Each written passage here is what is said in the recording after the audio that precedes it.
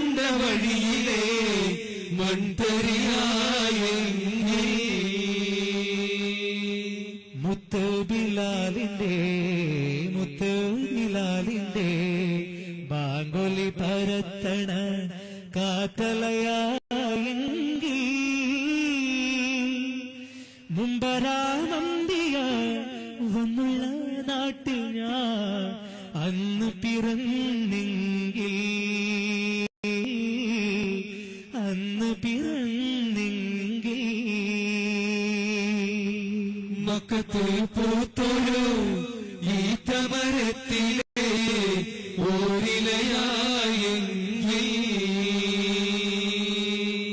ഹക്കുത്ത മുഹമ്മദ് നടക്കൊണ്ട വഴിയിലെ മൺതരിയായെങ്കിൽ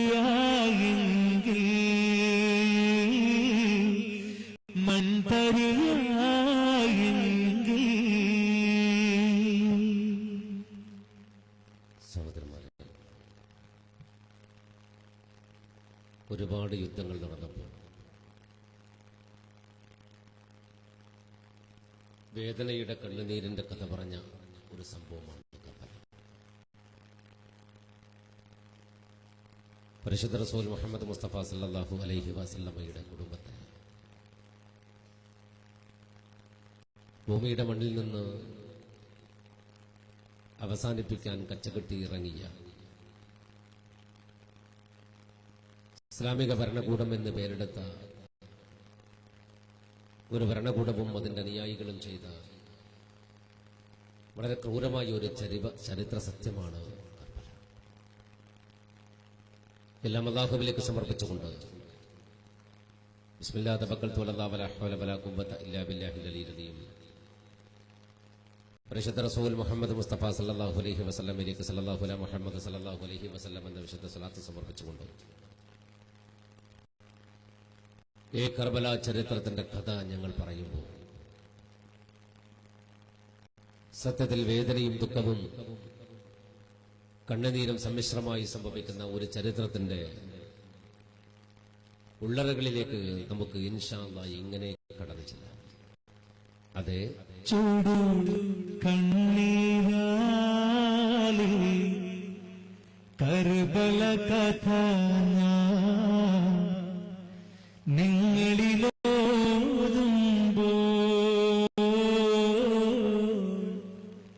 കരയരുതാൻ കരടുകളുരുകി കരയരുതേ വെറുതെ ആരും കരയരുതേ വെറുതെ. ഇതൊരു ദുഃഖത്തിന്റെ കഥയാണ്. സത്യത്തിന്റെയും സമാധാനത്തിന്റെയും സാർവപരി സഹോദര്യത്തിന്റെയും ആത്മാവിനെ തന്നെ വേദനിപ്പിച്ച കഥയാണ്. അള്ളാഹുവിന്റെ കൽപ്പന പ്രകാരം നബി തിരുമേനി സല്ലല്ലാഹു അലൈഹി വസല്ലമയുടെ പ്രിയപ്പെട്ട തന്റെ കരളിന് കഷ്ടമാണ് എന്ന് നബി പറഞ്ഞ ഫാത്തിമ ബിബി വിവാഹിതയാകുകയാണ്. വരൻ സാക്ഷാൽ അലി ഇബ്നു അബീ താലിബ് റളിയല്ലാഹു അൻഹു. അഴകിലും മഴകൊത്ത നബി മകൾ ഫാത്തിമാക്ക് അനുരൂപൻ അലിപുലിയൊത്ത് അതിശയ കല്യാണം. അഴകിലും മഴകൊത്ത നബി മകൾ ഫാത്തിമാക്ക് അനുരൂപൻ അലിപുലിയൊത്ത് അതിശയ കല്യാണം. പരിശുദ്ധ പ്രവാചകൻ ബോധിച്ച പോലിലാഹിന്റെ പരിശുദ്ധ പ്രവാചകൻ ബോധിച്ച പോലിലാഹിന്റെ ഒരു പൂത്ത നടന്നുള്ളൊരതിശയ കല്യാണം.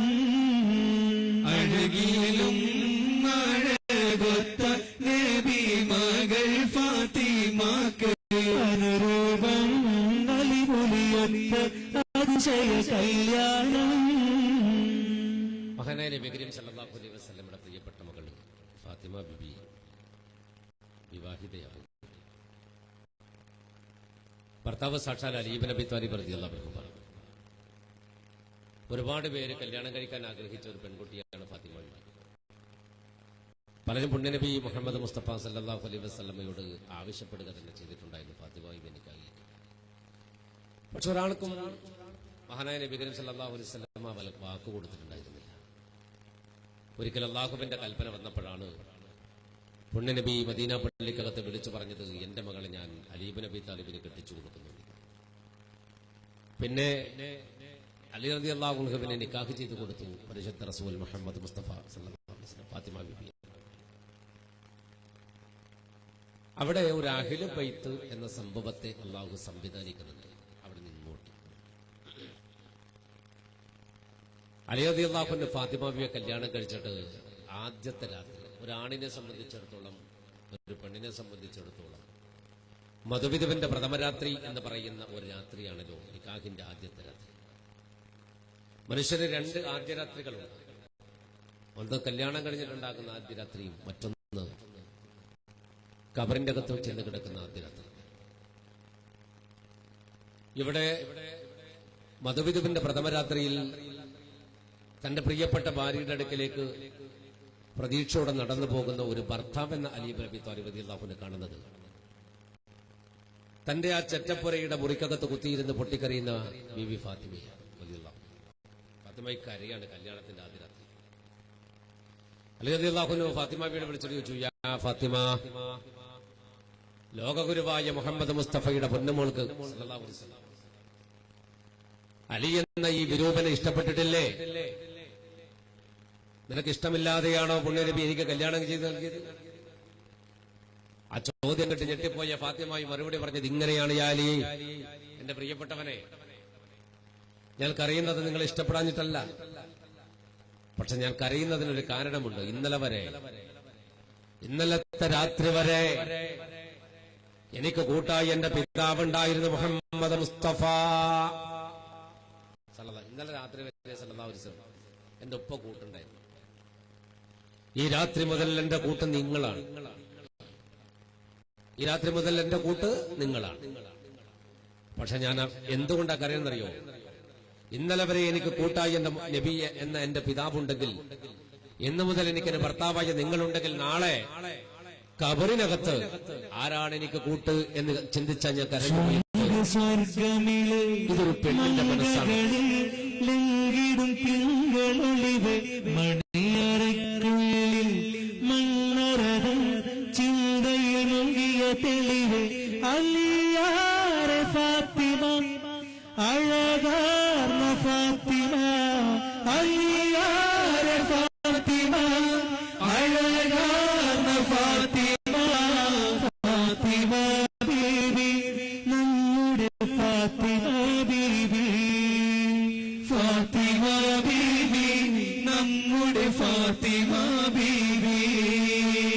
തരുണിമണികളിൽ വദന സുന്ദരി ഫാത്തിമ, ഫാത്തിമ, തിരുനബിയുടെ കരളിൽ കഷ്ണമി ഫാത്തിമ, ഫാത്തിമ, അലിയാറെ ഫാത്തിമ, അഴകാർന്ന ഫാത്തിമ, അയ്യാറെ ഫാത്തിമ, അഴകാർന്ന ഫാത്തിമ, ഫാത്തിമ ബീവി, നമ്മുടെ ഫാത്തിമ ബീവി, ഫാത്തിമ ബീവി, നമ്മുടെ ഫാത്തിമ ബീവി. അതെ, ഫാത്തിമായി പറഞ്ഞത് നാളെ ഖബറിനകത്ത് ആരാ കൂട്ട് എന്ന് ചിന്തിച്ചിട്ട് കരയാണ്. കല്യാണത്തിന്റെ മധുവിധുവിന്റെ പ്രഥമരാത്രി വീട്ടിനകത്തിരുന്നിട്ട് നാളത്തെ ഖബറിനെ ഓർത്തിട്ട് ഒരു പെണ്ണ് കരയാന്ന് പറഞ്ഞാൽ ആ പെണ്ണിന്റെ മനസ്സൊന്ന് നിങ്ങൾ ചിന്തിച്ചു നോക്കും. ഈ കാലഘട്ടത്തിന്റെ പെൺകുട്ടികളാണെങ്കിൽ കരയും.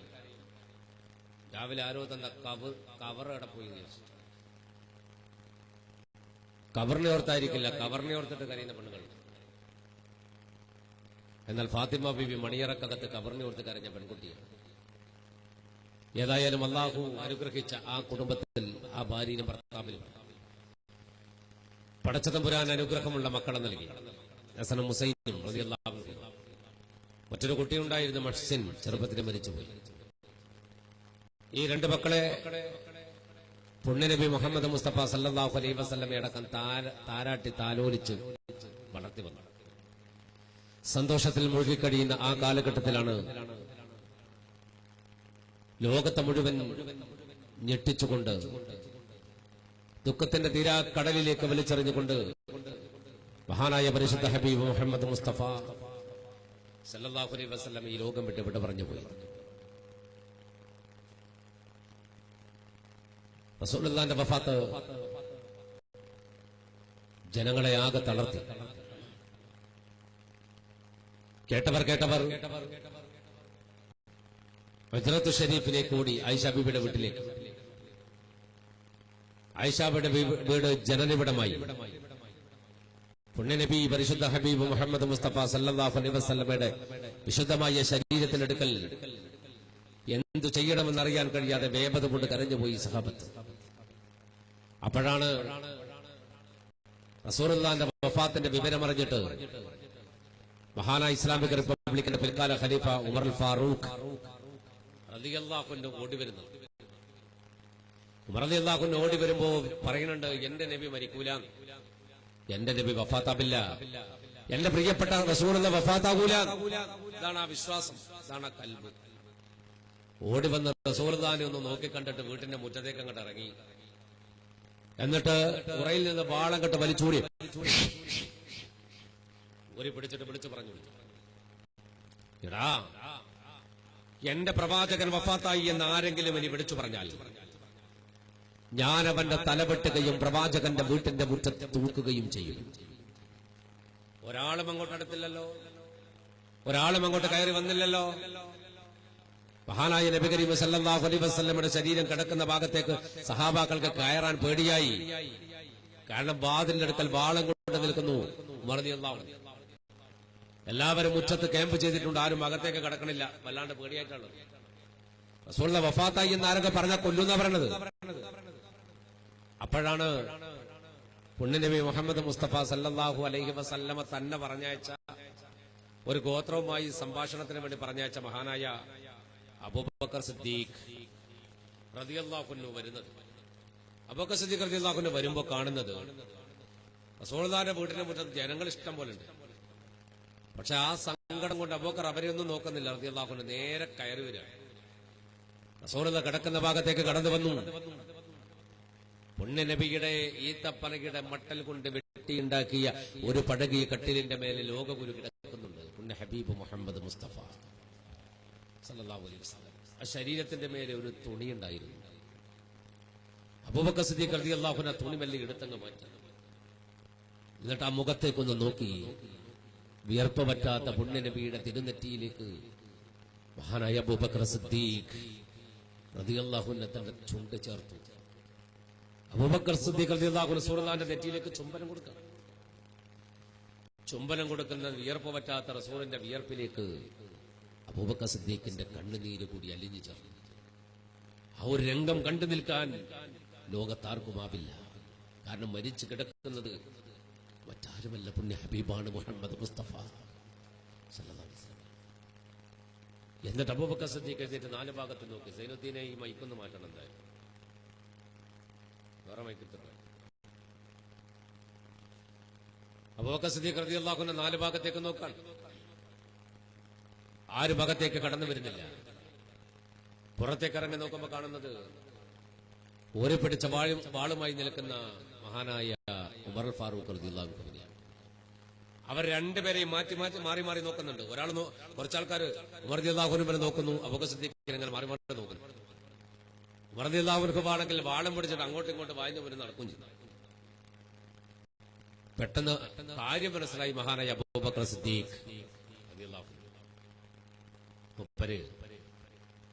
ഉമർ റളിയല്ലാഹു അൻഹുവിന്റെ തോളത്ത് തട്ടിക്കൊണ്ട് ചോദിച്ചു, ഉമറേ, നീ എന്തൊരു വിഡ്ഢിത്തമാണ് കാണിക്കുന്നത്, നീ എന്തൊരു വിവരക്കേടാണ് കാണിക്കുന്നത്. നീ ആരാധിക്കുന്നത് അല്ലാഹുവിന്റെ പ്രവാചകനെയാണെങ്കിൽ ആ പ്രവാചകൻ വഫാത്തായി ഉമറേ. അല്ല, നീ ആരാധിക്കുന്നത് മഹാനായ അല്ലാഹുവിനെയാണെങ്കിൽ അവൻ ഹയ്യുൽ ഖയ്യൂം, എന്നെന്നും ജീവിക്കുന്നവനും നിലനിൽക്കുന്നവനുമാണ് ഉമറേ എന്ന് പറഞ്ഞപ്പോൾ ഉമർ റളിയല്ലാഹു അൻഹുവിന്റെ കയ്യിൽ നിന്ന് വാൾ നിലത്തേക്ക് വീണിട്ട് അബൂബക്കറിന്റെ നെഞ്ചത്ത് കിടന്നിട്ട് ഉമർ ഖത്താബ് പറഞ്ഞൊരു വാക്കുണ്ട്, അബൂബക്കറെ അറിയാഞ്ഞിട്ടല്ല, മനസ്സിലാക്കാൻ കഴിയാഞ്ഞിട്ടല്ല, പക്ഷേ മുന്നനബി വഫാത്തായി എന്നത് എനിക്ക് അംഗീകരിക്കാനാവുന്നില്ലല്ലോ എന്ന് പറഞ്ഞിട്ട് ഉമർ റളിയല്ലാഹു അൻഹു അബൂബക്കർ സിദ്ദീഖിന്റെ മാറത്ത് കിടന്ന് പൊട്ടിക്കരഞ്ഞ ഒരു മഹാസംഭവമാണ് റസൂലുള്ളാഹിന്റെ വഫാത്ത്. അപ്പോഴേക്ക് സഹാബാക്കൾ അകത്തേക്ക് കയറി വന്നു. അല്ലാഹുവിന്റെ ദൂതരെ യോഗം വെടിഞ്ഞു, യോഗം വെടിഞ്ഞു. അന്ത്യപ്രവാചകന്റെ മുഖം മണ്ണിൽ മറഞ്ഞു, മണ്ണിൽ മറഞ്ഞു. ആ താരകം പൊലിഞ്ഞ വാർത്ത ലോകമറിഞ്ഞു. ആ പൂമുഖം മറഞ്ഞതിനാൽ ലോകർ കരഞ്ഞു. ഇരുലോക ഗുരു പോയതിനാൽ മനസ്സ് തകർന്നു. ഇഹലോകവാസികൾ തമ്മിൽ കണ്ണീര് പകർന്നു ഇന്നാ ലില്ലാഹി വ ഇന്നാ ഇലൈഹി റാജിഊൻ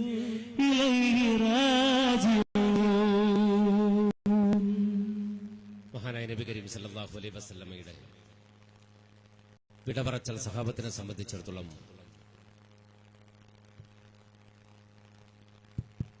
വല്ലാത്ത വേദനയുണ്ടായി. റസൂലുള്ളാഹി സ്വല്ലല്ലാഹു അലൈഹി വസല്ലമയുടെ വിശുദ്ധമായ ശരീരം വഫാത്തിന് ശേഷമുള്ള ആദ്യത്തെ ഒരു തർക്കമാണ്. പുണ്യനബിയുടെ മയ്യത്താരും നിസ്കരിച്ചില്ല. ജമാഅത്തായിട്ട് ഇമാമം നിൽക്കാൻ ആർക്കും മനസ്സ് വന്നില്ല. അങ്ങനെ ഒറ്റക്കൊറ്റക്ക് റസൂലുള്ളാഹിന്റെ മുന്നിൽ കണ്ണുനീരോടെ മയ്യത്ത് നിസ്കരിച്ചു സഹാബത്ത്. എവിടെ ഖബർ കുഴിക്കണം എന്നതാണ് അടുത്ത ചർച്ച. കുറെ ആൾക്കാർ പറഞ്ഞു ജന്നത്തുൽ ബഖീൽ ഖബർ കുഴിക്കണം റസൂലുള്ളാഹിക്ക്. ജന്നത്തുൽ ബഖീ മദീനയിലെ ഖബർസ്ഥാൻ. കുറെ ആൾക്കാർ പറഞ്ഞു പുണ്യനബിയുടെ പള്ളിയുടെ മിഹ്റാബിന് അടുത്ത് കുഴിക്കണം. അപ്പോഴും ഒരു ചർച്ചയിലും പങ്കെടുക്കാതെ ഒരു ഭാഗത്തിരുന്നിട്ട് കരയുന്ന ഒരു മനുഷ്യനുണ്ട്, മഹാനായ അബൂബക്കർ സിദ്ദീഖ്. ചർച്ച രൂക്ഷമായ അബൂബക്കർ സിദ്ദീഖ് എഴുന്നേറ്റുകൊണ്ട് പറഞ്ഞു, സഹാബ, എന്റെ ഹബീബിന്റെ ഒരു വാക്ക് ഞാൻ നിങ്ങൾക്ക് പറഞ്ഞു തരട്ടെ. എന്റെ പുണ്യനബി എന്നോടൊരിക്കൽ പറഞ്ഞിട്ടുണ്ട്, ഏതൊരു പ്രവാചകനും എവിടെയാണോ മരിച്ചത്, ഏതൊരു പ്രവാചകനും എവിടെ കിടന്ന് മരിക്കുന്നപ്പോ ആ മരിച്ച സ്ഥലത്ത് കിടക്കണം എന്ന് പ്രവാചകന്മാർക്ക് ആഗ്രഹമുണ്ടെന്ന് എന്റെ ഹബീബ് എന്നോട് പറഞ്ഞിട്ടുണ്ടെന്ന് മഹാനായ അബൂബക്കർ സിദ്ദീഖ് റളിയല്ലാഹു അൻഹു വിളിച്ചു പറഞ്ഞപ്പോ പിന്നെ തർക്കമില്ല, അത് തന്നെയാണ് അവസാനത്തെ വാക്ക്. അങ്ങനെ പുണ്യനബിയുടെ കിടന്ന സ്ഥലമുണ്ടല്ല, കട്ടില്, ആ കട്ടിലെടുത്ത് അവിടെ നിന്ന് മാറ്റിയിട്ട് അവിടെ കുഴിച്ചു ഹബീബി മുഹമ്മദ് മുസ്തഫ സല്ലല്ലാഹു അലൈഹി വസല്ലമക്ക് ഒരു ഖബർ. ആ ഖബറിന്റെ അകത്താണ് രൂക്ഷമായ അബൂബക്കറാണ് റളിയല്ലാഹു അൻഹു. നിസ്കാരത്തിൽ ഇമാമത്ത് നിർത്തിയത് അബൂബക്കറിനെയാണ്. അതുകൊണ്ട് അബൂബക്കറിനെ ഞാൻ ആദ്യമായി ബൈഅത്ത് ചെയ്യുന്നു എന്ന് പറഞ്ഞിട്ട് മഹാനായ ഉമർ റളിയല്ലാഹു അൻഹു ബൈഅത്ത് ചെയ്തപ്പോഴാണ് സദസ്സ് മുഴുവൻ അബൂബക്കർ സിദ്ദീഖ് റളിയല്ലാഹു അൻഹു ബൈഅത്ത് ചെയ്ത് അധികാരമേൽപ്പിച്ചത്. ഖലീഫത്ത് റസൂലില്ല എന്നാണ് മഹാനായ അബൂബക്കർ സിദ്ദീഖ് റളിയല്ലാഹു അൻഹുവിനെ ലോകം വാഴ്ത്തിയത്. ഖലീഫത്ത് റസൂലില്ല, റസൂലുള്ളാഹിന്റെ പ്രതിനിധി എന്ന്. അന്ന് ലോകത്ത് മദീനയിൽ ക്ഷേമാശ്വര്യം നിറഞ്ഞൊരു ഭരണമായിരുന്നു അബൂബക്കർ സിദ്ദീഖ് റളിയല്ലാഹു അൻഹുവിന്റെ ഭരണം. റസൂലുള്ളാഹി സ്വല്ലല്ലാഹു അലൈഹി വസല്ലം തുടങ്ങി വെച്ച എല്ലാ കാര്യങ്ങളെയും പൂർത്തീകരിക്കാൻ വേണ്ടി പാടുപെട്ട ഒരു മനുഷ്യനായിരുന്നു അബൂബക്കർ സിദ്ദീഖ് റളിയല്ലാഹു അൻഹു. അങ്ങനെ അബൂബക്കർ സിദ്ദീഖ് റളിയല്ലാഹു അൻഹുവിന്റെ ഭരണം നീണ്ടു നിന്നില്ല. മഹാനായ ആ മനുഷ്യൻ റസൂലുള്ളാഹിനെ പോലെ പനി പിടിച്ച് ഈ ലോകം വിട്ടിട്ട് 63-ാമത്തെ വയസ്സിൽ അല്ലാഹുവിന്റെ പ്രവാചകന്റെ കൂടെ വിശുദ്ധമായ റൗള ശരീഫിലേക്ക് ചേർന്ന് കഴിഞ്ഞപ്പോൾ ഇസ്ലാമിക് റിപ്പബ്ലിക്കിന്റെ 2ാം ഖലീഫ ആരാകണം എന്നതിൽ തർക്കമുണ്ടായിരുന്നില്ല. കാരണം വഫാത്തിന്റെ ഘട്ടത്തിൽ ഉമർ തന്നെയാണ് അധികാരത്തിന് ഇരിക്കേണ്ടത് എന്ന് നിർവചിച്ചുകൊണ്ടാണ് മഹാനായ അബൂബക്കർ സിദ്ദീഖ് റളിയല്ലാഹു അൻഹു വഫാത്തായത്. അബൂബക്കർ സിദ്ദീഖ് റളിയല്ലാഹു അൻഹുവിന്റെ വഫാത്തിന് ശേഷം ഇസ്ലാമിക ലോകത്തിന്റെ ഭരണാധികാരിയായി മഹാനായ ഉമർ ഫാറൂഖ് റളിയല്ലാഹു അൻഹു അധികാരമേറ്റെടുത്തു. 2ാം ഖലീഫയായി ഉമർ ബിൻ ഖത്താബ് വന്നല്ലോ, കണ്ടാൽ കൊതിക്കുന്ന ഭരണം നാട്ടിനായി തന്നല്ലോ. 2ാം ഖലീഫയായി ഉമർ ബിൻ ഖത്താബ് വന്നല്ലോ, കണ്ടാൽ കൊതിക്കുന്ന ഭരണം നാടിനായി തന്നല്ലോ. സത്യത്തിലൂന്നിയ ചെങ്കോലേന്തി ഭരിച്ചല്ലോ, സത്യവിരോധികൾ ആകെ കൂടി വിറച്ചല്ലോ. 2ാം ഖലീഫയായി ഉമർ ബിൻ ഖത്താബ് വന്നല്ലോ, കണ്ടാൽ കൊതിക്കുന്ന ഭരണം നാട്ടിനായി തന്നല്ലോ. ഇസ്ലാമിക ലോകത്തിന്റെ ഭരണാധികാരത്തിലേക്ക് കയറി മഹാനായ ഉമർ ഫാറൂഖ് അമീറുൽ മുഅ്മിനീൻ എന്ന വാക്ക് കൊണ്ടുവന്നത് റളിയല്ലാഹു അൻഹു. അബൂബക്കർ സിദ്ദീഖ് റളിയല്ലാഹു അൻഹുവിനെ ഖലീഫത്ത് റസൂലില്ല എന്ന സഹാബാക്കൾ വിളിച്ചു. ഉമർ റളിയല്ലാഹു അൻഹുവിനെയും ആദ്യം അങ്ങനെ വിളിച്ചു. ഖലീഫത്ത് റസൂൽ 2ാമത്തെ ആളാണല്ലോ. ഖലീഫത്ത് റസൂലില്ല എന്ന് പറഞ്ഞാൽ അബൂബക്കർ സിദ്ദീഖ്, ഖലീഫത്ത് റസൂലില്ല എന്ന് പറഞ്ഞാൽ ഉമർ റളിയല്ലാഹു അൻഹു. അപ്പൊ ഉമർ റളിയല്ലാഹു അൻഹു ചിന്തിച്ചു, ഇങ്ങനെ വിളിക്കാൻ തുടങ്ങിയാൽ ആദ്യത്തെ 1-2 ആളെല്ലാം വിളിക്കാം, ഒരു 10ാമത്തെ ആളെ വിളിക്കണമെങ്കിൽ എത്ര സമയം പോകണം? ഖലീഫത്തു ഖലീഫത്തു ഖലീഫത്തു, ഒരാൾ മുമ്പിൽ വന്നിട്ട് ഇങ്ങനെ വിളിക്കണ്ട, ഖലീഫത്തു ഖലീഫത്തു ഖലീഫത്തു. അപ്പോ ഉമർ റളിയല്ലാഹു അൻഹു തീരുമാനിച്ചു, ആ വാക്ക് വേണ്ട, നമുക്ക് ഒരു പൊതുനാമം വേണം. അതുകൊണ്ട് ഉമർ റളിയല്ലാഹു അൻഹു അമീറുൽ മുഅ്മിനീൻ, മുഅ്മിനീങ്ങളുടെ നേതാവ് എന്ന വാക്ക് ചരിത്രത്തിൽ കൊണ്ടുവന്നത് മഹാനായ ഉമറുൽ ഫാറൂഖ് റളിയല്ലാഹു അൻഹു. ഉമർ റളിയല്ലാഹു അൻഹു അധികാരമേറ്റെടുത്ത് രാജ്യം ഭരിക്കുന്ന കാലത്ത് നീതിയുടെ പടവാളായിരുന്നല്ലോ ഉമർ റളിയല്ലാഹു അൻഹു. തെറ്റ് കണ്ടാൽ ആരെയും ശിക്ഷിക്കും.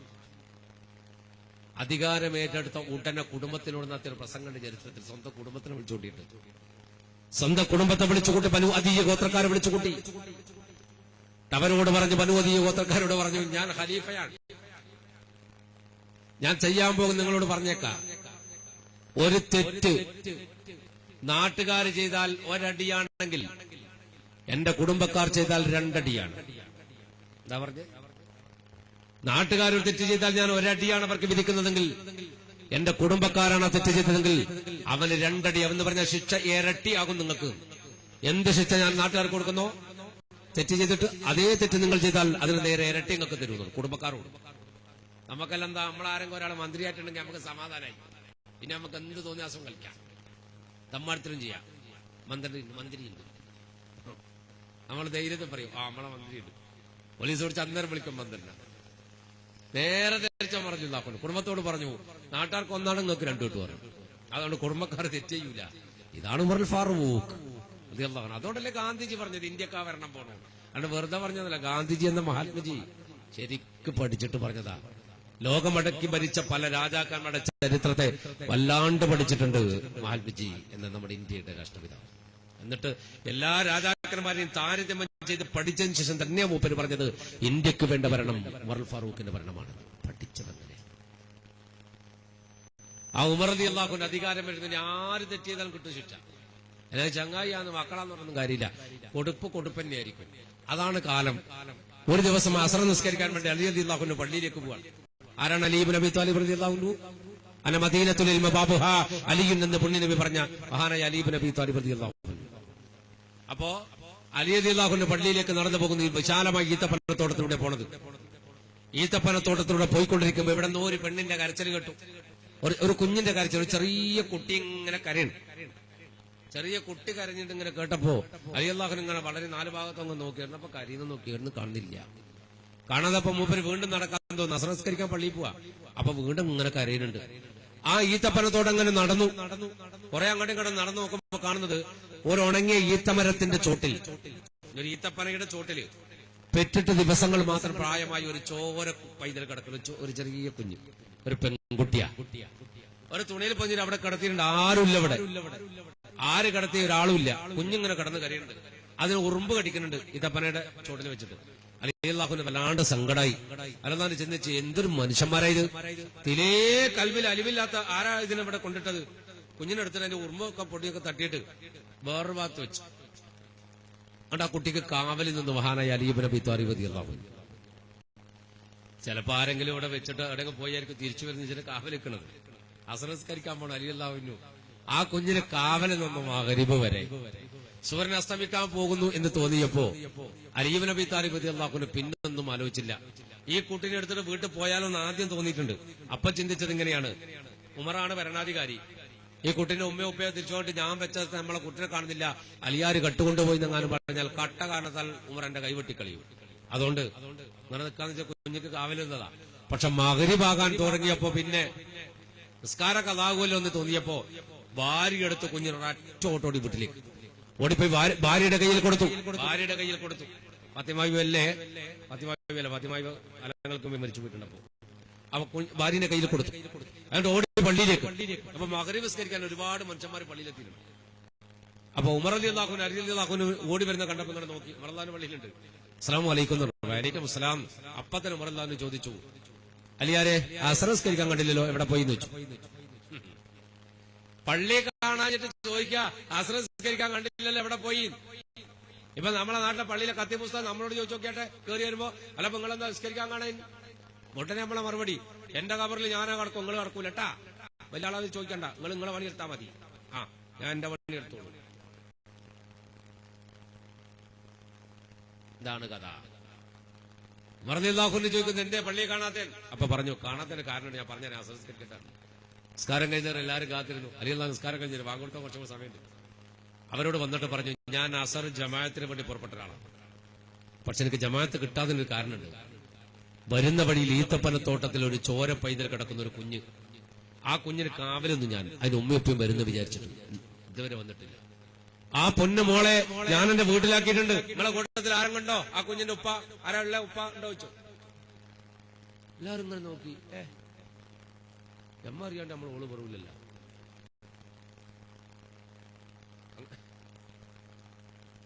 പണ്ട്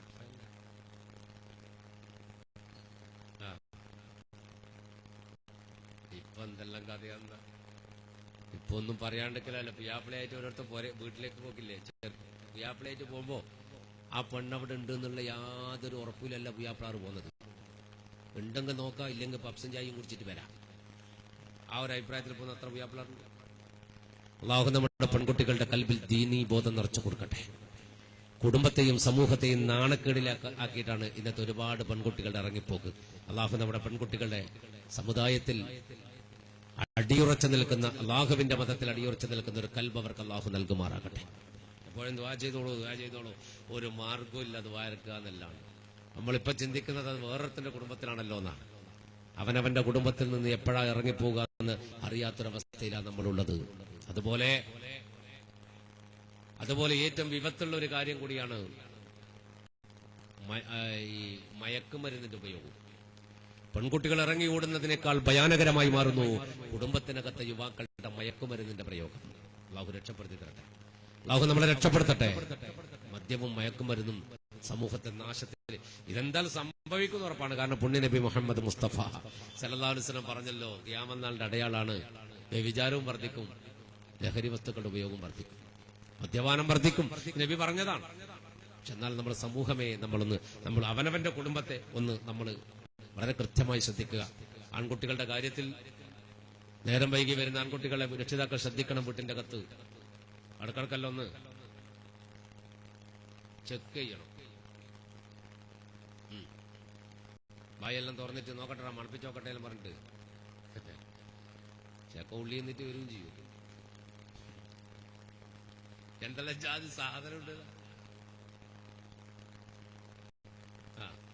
അപ്പൊ നിങ്ങൾ പലതും ചെക്ക് ചെയ്യാനുണ്ട്. കീശയിലും പോക്കറ്റിലൊന്നും മാത്രമല്ല, ഇപ്പൊ മൊബൈലില്ലേ, മൊബൈലിന്റെ കവറിനുള്ളിൽ പോലും മയക്കുമരുന്നിന്റെ പാക്കറ്റ് ഫിറ്റ് ചെയ്തിട്ട് വീട്ടിന്റെ അകത്തേക്ക് കയറി പോകുന്ന ഒരുപാട് മക്കൾ.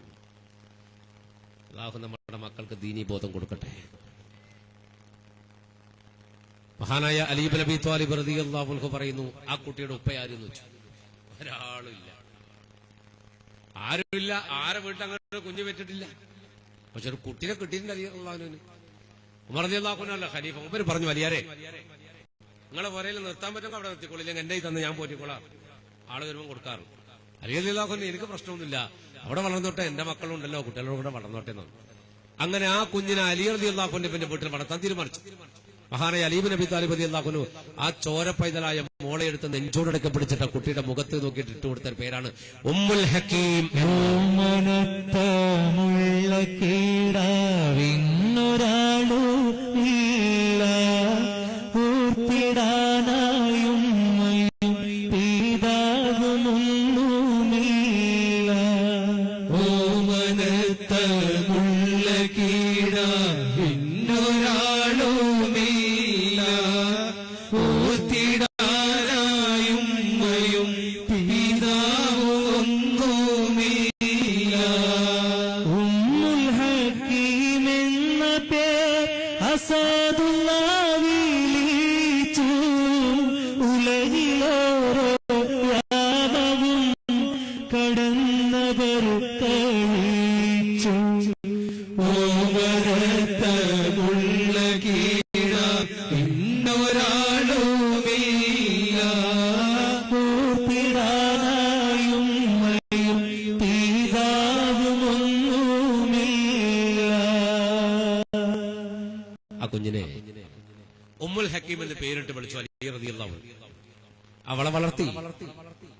അലി റളിയല്ലാഹു അൻഹുവിന്റെ വീട്ടിലാണ് പെൺകുട്ടി ജീവിതം ആരംഭിച്ചത്.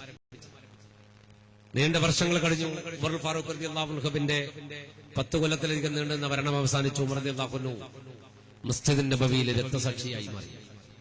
അതിനുശേഷം ഇസ്ലാം റിപ്പബ്ലിക്കിന്റെ ഖലീഫയായി മഹാനായ ദിന്നൂറിൻ ഉസ്മാൻ ബിൻ അഫ്ഫാൻ റളിയല്ലാഹു അൻഹു അധികാരത്തിൽ. ഉസ്മാൻ ബിൻ അഫ്ഫാൻ റളിയല്ലാഹു അൻഹു വെട്ടേറ്റ് നിലം പതിച്ചു ഈ ലോകം വിട്ട് പറഞ്ഞു.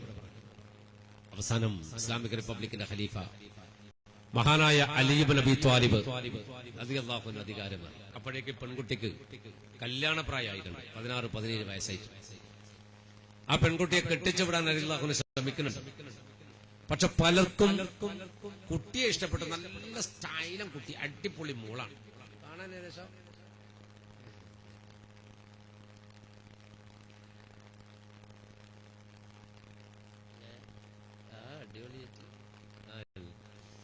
കാണാൻ അടിപൊളി മോളാണ്. പക്ഷെ എല്ലാവർക്കും അറിയേണ്ടത് ഈ കുട്ടിയുടെ കുടുംബം ആരാണ്, തറവാട് ഏതാണ്, പിതാവാരാണ്, മാതാവാരാണ്. മഹാനായ അലി റളിയല്ലാഹു അൻഹുവിന് ഒന്നും അറിയില്ല. നമ്മളങ്ങ് പറയൂ ഉപ്പയും ഉമ്മയും അമേരിക്കയിലായിരുന്നു, ഒറ്റയടിക്ക് പറയും വേഗം നടക്കട്ടെ കേസ് വിചാരിച്ചിട്ട്. അലി റളിയല്ലാഹു അൻഹു സത്യം പറഞ്ഞു എനിക്കറിയില്ല. അദ്ദേഹത്തെ ഒട്ടുമുക്കാലുള്ള ആൾക്കും അറിയാം സംഭവം. ആരന്വേഷിച്ച് വരുമ്പോഴും ഇത് കുടുംബം ഈത്തപ്പനത്തോട്ടം, തറവാട് അപ്പുറത്ത് ഈത്തപ്പനത്തോട്ടം, ഒന്നും അറിയില്ല. എല്ലാവരും തിരിച്ചുപോയി. ഒരു വലിയ ടെൻഷനിലാണ് മഹാനായ അലി റളിയല്ലാഹു അൻഹു. ഈ പെണ്ണിനൊന്ന് മംഗലം കഴിപ്പിച്ചു വിടണം. ഇവൾക്കറിയാം അലി റളിയല്ലാഹു അൻഹുവിന് ഞാൻ കാരണം ടെൻഷൻ ഉണ്ട്. ഒരിക്കൽ വിഷമിച്ചിരിക്കുന്ന ബേജാറായിരിക്കുന്ന പെണ്ണിനോട് അലി റളിയല്ലാഹു അൻഹു പറഞ്ഞു, മോള് വിഷമിക്കണ്ട, അള്ളാഹുവിന്റെ വിധി പോലെ ആ സമയത്ത് എന്റെ മംഗലം നടക്കുന്നു. തൽക്കാലം സന്തോഷത്തിന്റെ ആട്ടിൻകുട്ടിയെ വാങ്ങിക്കൊടുത്തു. ആടിനെ മേച്ച് നടന്നോളൂ. സംഭവം നടക്കുന്ന സമയത്ത് നടക്കുന്നു. ആടിനെ മേച്ച് നടക്കാൻ വേണ്ടിയിട്ട് മംഗലെത്തിയ പെണ്ണിന്, മംഗലപ്രായമായ പെണ്ണിന് ആട്ടിനെ വാങ്ങിക്കൊടുത്ത് ആട്ടിനെ മേച്ച് നടക്കുക സമാധാനം കിട്ടുവാണ്. നമ്മളെ മുമ്പിലൊക്കെ നിങ്ങൾ ആട്ടിനെ വാങ്ങിക്കൊടുത്താട്ടെ, ഓളെ അറുത്തിട്ട് കറിയും വെച്ചിട്ട് ഇറങ്ങി അപ്പുറത്തേക്ക്. ആടിനെ മേച്ചുകൊണ്ട് ഈത്തപ്പനത്തോട്ടത്തോടെ നടക്കാണ് ഒരു ദിവസം ഈ പെണ്ണ്. അലി റളിയല്ലാഹു അൻഹു മഹാനായ മനുഷ്യൻ തന്റെ പെണ്ണിനെ ആട്ടിന് വാങ്ങിക്കൊടുത്തിട്ട് ഇങ്ങനെ നടക്കുന്ന സമയത്ത് ഈ പെണ്ണുണ്ടല്ലോ ദിവസവും ഈത്തപ്പനത്തോട്ടിൽ ആട്ടിനിങ്ങനെ മേയാൻ പെട്ടിട്ട് ഒരു ഈത്തപ്പന മരം ചാരി ഇങ്ങനെ നിന്ന് ഇങ്ങനെ ചിന്തിക്കുക, പടച്ചോനെ ആരാ റബ്ബേ എന്നെ പെറ്റത്, ഏതുമ്മയാണ് എന്നെ പെറ്റത്, എന്തിനാണ് എന്നെ ഈത്തപ്പനത്തോട്ടത്തിൽ കൊണ്ടിട്ടത്? അലി റളിയല്ലാഹു അൻഹു ഞാൻ കാരണല്ലേ ബുദ്ധിമുട്ടായത്, അല്ലാഹുവേ നീ എന്നെ സൃഷ്ടിച്ചില്ലായിരുന്നുവെങ്കിൽ ആ മഹാമനുഷ്യന് ഇത്ര വേദന ഉണ്ടാകുമായിരുന്നില്ലല്ലോ. അല്ലാത്ത ചിന്തയില്ല. അപ്പോഴാണ് ഒരു കുതിരപ്പുറത്ത് ഒരടിപൊളി ചെറുപ്പക്കാരൻ, മഹാപോക്ക,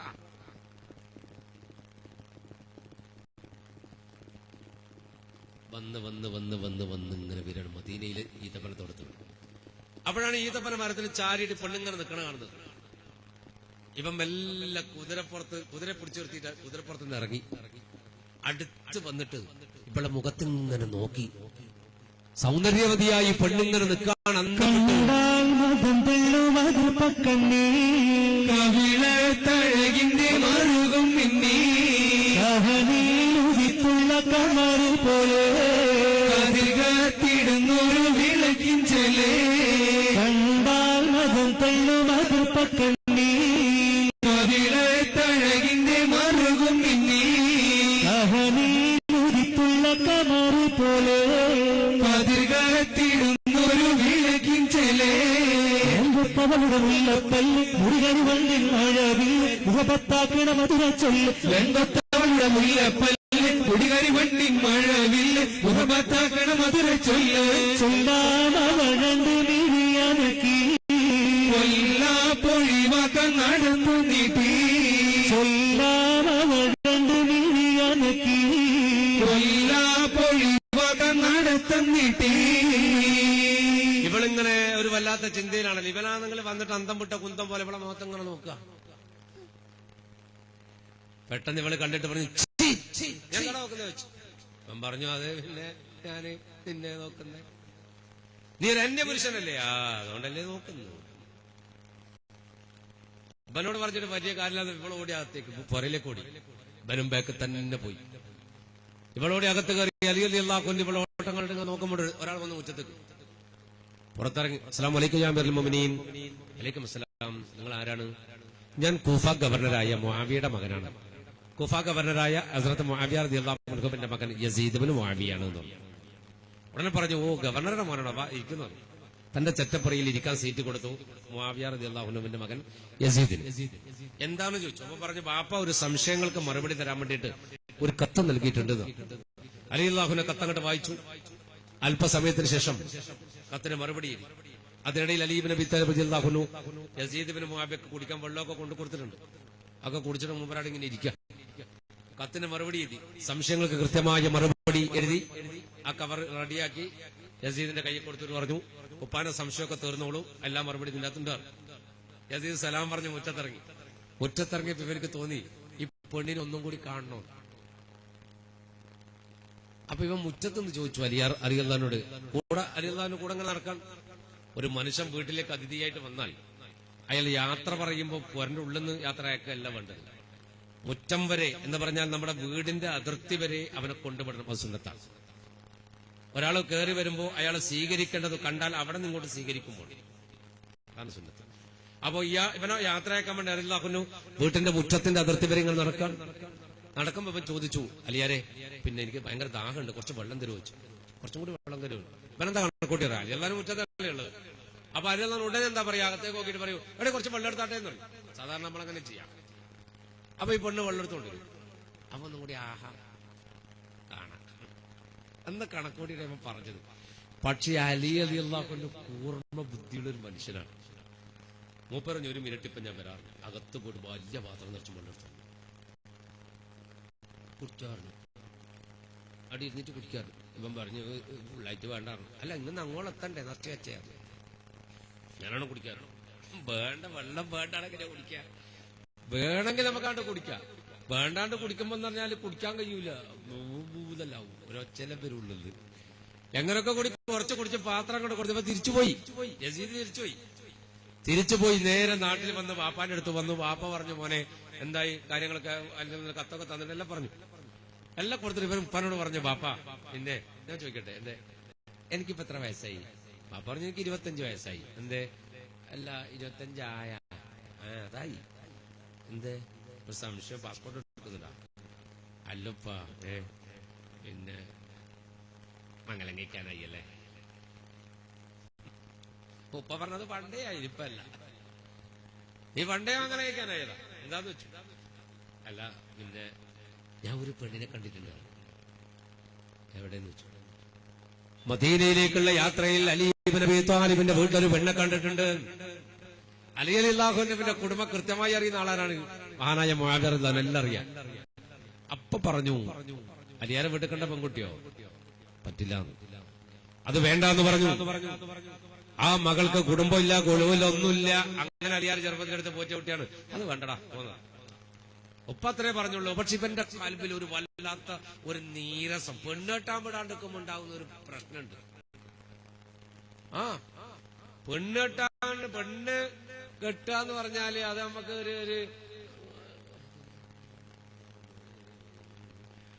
അതൊരു വിഷമം വരും. ഉപ്പാനോട് ദേഷ്യം പിടിച്ച് അതിനോട് ഉപ്പാനോട് ദേഷ്യം പിടിച്ചിട്ട് ഷാഫി എന്ന് പറഞ്ഞ ചക്കൻ നാട് വിട്ട്. അതേ അറിയില്ല, ഷാഫി എന്ന് പറഞ്ഞ ചക്കൻ ഉപ്പാനോട് ദേഷ്യം പിടിച്ച് നാട് വിട്ട് റെയിൽവേ സ്റ്റേഷനിൽ പോയി ടിക്കറ്റ് എടുത്ത് വണ്ടി കയറി കുത്തിയിട്ട് ഇതങ്ങനെ ചിന്തിക്കുന്നുണ്ട്, എന്തിനാ ഉപ്പാനോട് ഞാൻ ദേഷ്യം പിടിച്ച് നാട് വിടുന്ന കിരാന്ത്. ഇനിയിപ്പോ തിരിച്ചു പുരയിലേക്ക് പോകാനും കഴിയില്ല. കാരണം എന്താ, ഉപ്പ വിളിക്കാണ്ട് പോക്കൊരു നാണക്കേട്. ഉപ്പാനോട് ഞാൻ പോട്ടെ എന്നിട്ട് വന്നതാ. ഉപ്പ വിളിച്ചാ തിരിച്ചു പോവുക, അല്ലെങ്കിൽ പിന്നെ എന്താക്കാന്ന് ഇങ്ങനെ നിൽക്കുക. അന്ന് രണ്ട് പുറത്തുനിന്ന് ഷാഫി പുറക്ക് പോടാ. രക്ഷപ്പെട്ടു. ഉപ്പ ഇവൻ ഓടി റെയിൽവേ സ്റ്റേഷനിലേക്ക് അങ്ങ് ഇറങ്ങി ട്രെയിനിൽ. അപ്പൊ നോക്കും ഉപ്പയല്ല, മറ്റേത് കാപ്പി പരിപ്പുവാടാ. ഇവൻ വിചാരിച്ച് ഷാഫി പുറക്കുവാടാന്ന്. അതുപോലെ യസീദ് തെറ്റി, വാപ്പാനോട് തെറ്റി. പിന്നെ ആ ഒരു വല്ലാത്ത ഒരു വിഷമവും കൊണ്ട് അവൻ ഉപ്പാന്റെ കാണുമ്പോ തോന്നും, പെണ്ണേട്ടാൻ വിടാതെ കാക്ക അങ്ങനെ കഴിക്കാനാകുമ്പോ ഒരു ശരിയാണ്. അങ്ങനെ ചില മക്കളങ്ങനെ പറയലുണ്ട്. ഉപ്പ കണ്ണെട്ടാൻ പറ്റില്ലേ? നിങ്ങൾക്ക് കേട്ടാ നമ്മ കെട്ടിക്കൂടെ? പെണ്ണന്വേഷിച്ചിട്ട് ചങ്ങായി പോയല്ലോ. അല്ല ആ പെണ്ണന്വേഷിച്ചിട്ട് ഒരു പള്ളിന്റെ അടുത്ത് പീടിയിൽ പോയി ചോദിച്ചു ഒരു പീടിയക്കാരനോട്, അല്ലപ്പ നമ്മളെ ഈ മമതാജിക്കാന്റെ ചെക്കൻ്റെ ഷുക്കൂർ ഓനാളെങ്ങനെ കച്ചവടക്കാരൻ മിണ്ടുന്നില്ല ഇങ്ങനെ നിൽക്കുന്നു. അല്ലപ്പ ഇങ്ങനെ സത്യം പറപ്പ. അപ്പൊ ഇയാള് പറയാ, ഞാൻ ഓനെ കുറിച്ച് കോണവും പറയില്ല ദോഷവും പറയില്ല. എന്താ എന്തെങ്കിലും പറഞ്ഞു ഓൻ അറിഞ്ഞാൽ വൈകുന്നേരം കള്ളും കുടിച്ചു വന്നിട്ട് എന്റെ പീടിയെ വിളിക്കുക. പിന്നെ ഇയാളെന്നാ പറയാൻ ബാക്കിയുള്ളത്? എല്ലാം പറഞ്ഞത്. അപ്പോ പെണ്ണ് കെട്ടാന്ന് പറഞ്ഞ സംഭവമാണ്. അള്ളാഹു സാലിയായ ഭാര്യമാർ തരട്ടെ. ആമീൻ. മംഗലം കഴിച്ചോളാം ആമീൻ പറഞ്ഞു. പിന്നെയും വേണം ഇത്. ഒന്നുമല്ലൊന്നും നിർത്താനായിട്ടില്ല. പുതിയല്ലേ പിന്നത്. നടക്കട്ടെ അള്ളാഹു ഹൈറാക്കി തട്ടെ. പെണ്ണൊക്കെ കെട്ടാന്ന് പറഞ്ഞാൽ റാഹത്തുള്ള കേസാണ്. ഭാര്യയും ഭർത്താവൊക്കെ നന്നായിട്ട് ഒരേപോലെ നല്ല സുഖമായിട്ട് ജീവിച്ചു നോക്കിയാട്ടെ നല്ല റാഹത്തുണ്ടാവും. ഭാര്യയും ഭർത്താവിന്റെ സ്നേഹം വേണമെങ്കിൽ ഞങ്ങൾക്ക് ഒരു പണി പറഞ്ഞേരം ഞങ്ങൾക്ക് ചെയ്താൽ മതി. ഭാര്യയ്ക്ക് ഭർത്താവിനോടും ഭർത്താവിന് ഭാര്യയോടും സ്നേഹം വേണമെങ്കിൽ പരസ്പരം സ്നേഹം വേണമെങ്കിൽ ഒരു പണിയെടുത്താൽ മതി. അത് പറഞ്ഞാൽ അങ്ങ് ചെയ്താൽ മതി. വേണം വേണം കൊറേയാൾക്ക് വേണം. എനിക്കറിയാം കൊറേയാക്കത് കിട്ടായിട്ട് കുത്തിയിരിക്കുന്ന ആളുണ്ട്. ഭാര്യ ഭർത്താക്കന്മാർ പരസ്പരം സ്നേഹം വേണമെങ്കിൽ ഒരു പണിയെടുത്താൽ മതി. രാത്രി എന്നല്ല ഈ സമയത്ത്. ഭാര്യയുടെ നെറ്റിത്തടത്തിൽ ഇന്ന അൻസൽന സൂറത്തോതിയിട്ട് ഊതിക്കൊടുത്താൽ മതി. അവനവന്റെ ഭാര്യയിലെ നെറ്റിക്കൂതാനാ പറഞ്ഞേട്ടാ. ബസ് കയറിയിട്ട് ജമായത്തായിട്ട് ഊതിയേക്കറി രണ്ടാളെ നെറ്റിക്കല്ല് ഊതണ്ട. എന്നാ ഇപ്പം നല്ല രസമായിരിക്കും. ഇന്ന് രാത്രി പരിപാടി കഴിഞ്ഞിട്ട് ഓരോ പേരുടെ ഉള്ളിൽ ഊത്തു കൊടുക്കും. ഫൂ ഫൂ ഫൂ ഫൂ അങ്ങോട്ടും ഇങ്ങോട്ടും ഊതിക്കളിക്ക് നേരം വെളുക്കുന്നവര് ഊത്. എന്തെങ്കിലും ഒരു ഗുണം കിട്ടുമോ നോക്ക്. അള്ളാഹു ഖൈറായ കുടുംബജീവിതം നൽകട്ടെ. ഉമ്മയും ബാപ്പയും നന്നായിട്ട് ജീവിക്കുന്നത് മക്കൾ കണ്ടാൽ ആ മക്കളുടെ ജീവിതത്തിന് വലിയ മാറ്റങ്ങൾ വരും. കുടുംബം ഖൈറാക്കണം. അള്ളാഹു ഖൈർ നൽകട്ടെ. ഇവിടെ പാപ്പാനോട് ദേഷ്യം പിടിച്ച് യസീദ് ഇങ്ങനെ തെന്നിമാറി നടക്കാൻ തുടങ്ങി. സംഭവം ഒന്നും ആരും അറിയില്ല. അലിയല്ലാനൊന്നും അറിയില്ല. അലിയല്ലാവിന് പെണ്ണെ കെട്ടിക്കാനുള്ള ടെൻഷനിൽ ഇങ്ങനെ ഇരിക്കുകയാണ്. ഒരു ദിവസം ഇങ്ങനെ ഇരിക്കുമ്പോഴുണ്ട് ഒരു മനുഷ്യൻ വന്നിട്ട് സലാം പറഞ്ഞു. അലിയല്ലാന്ന് സലാം അടക്കില്ല. ഒരു പട്ടാളക്കാരനാണ്. ആ പട്ടാളക്കാരൻ വന്നിട്ട് അലിയല്ലാവിനോട് 3 വട്ടം സലാം ചെയ്തു. നോമാൻ എന്നാണ് എന്റെ പേര്. നോമാൻ വന്നിട്ട് സലാം ചൊല്ലിയിട്ട് സലാം അടക്കുന്നില്ല, കാണുന്നില്ല. മൂപ്പരങ്ങനെ തൊട്ടിട്ട് വിളിച്ചു, അലി മുഅ്മിനീൻ. അല്ല ഞാൻ 3 വട്ടം സലാം പറഞ്ഞു. എന്താ സലാം അടക്കാന്ന് വെച്ചു. അപ്പം പറഞ്ഞു, ഞാൻ ചിന്ത കുറച്ച് വേറെ ചിന്തയിലായി പോയി. ഞാൻ നീ വന്നതറിഞ്ഞില്ല. എന്റെ ചിന്ത നീ വിളിച്ചതും കേട്ടില്ല. അപ്പൊ ചിന്ത എത്ര ഒരു വല്ലാത്ത ടെൻഷൻ. അന്നേരം പറഞ്ഞു, എന്റെ വീട്ടിലൊരു പെണ്ണുണ്ട്. അവള് കെട്ടിച്ചവരുടെ പ്രായമായി. പക്ഷെ ആരും ഏറ്റെടുക്കുന്നില്ല. അനാഥയാണല്ലോ അവൾ. ആ ഒരു ടെൻഷനിൽ ഇരിക്കാൻ. അപ്പൊ നോമാൻ പറഞ്ഞു, അമീർ മുഅ്മിനീൻ, നിങ്ങൾക്ക് സമ്മതമാണെങ്കിൽ, എനിക്ക് ആരുമില്ല എന്നറിയാലോ, ഞാനും ഒരനാഥനാണ്, എനിക്കും ആരുമില്ലെന്നറിയാലോ. നിങ്ങൾക്ക് സമ്മതമാണെങ്കിൽ ഞാൻ ആ പെണ്ണെ മംഗലം കഴിച്ചോളാം, ഞാൻ കഴിച്ചോളാം, മരണം വരെ ഞാൻ അവളെ പൂറ്റിക്കൊള്ളാന്ന്. ഇത് പറഞ്ഞ പരിയതി അല്ലാഹുന്നു നോമാനെ പിടിച്ച് 2 കയ്യും പിടിച്ച് നെറ്റിത്തടത്തിലേക്ക് ഒരു മുത്തം കൊടുത്ത് അല്ലാഹു പറഞ്ഞു, അള്ളാഹു നിനക്ക് ഖൈർ നൽകട്ടെ. ഇത് കാണുന്നു കേൾക്കുന്നു അകത്തുനിന്ന് ഈ പെണ്ണ്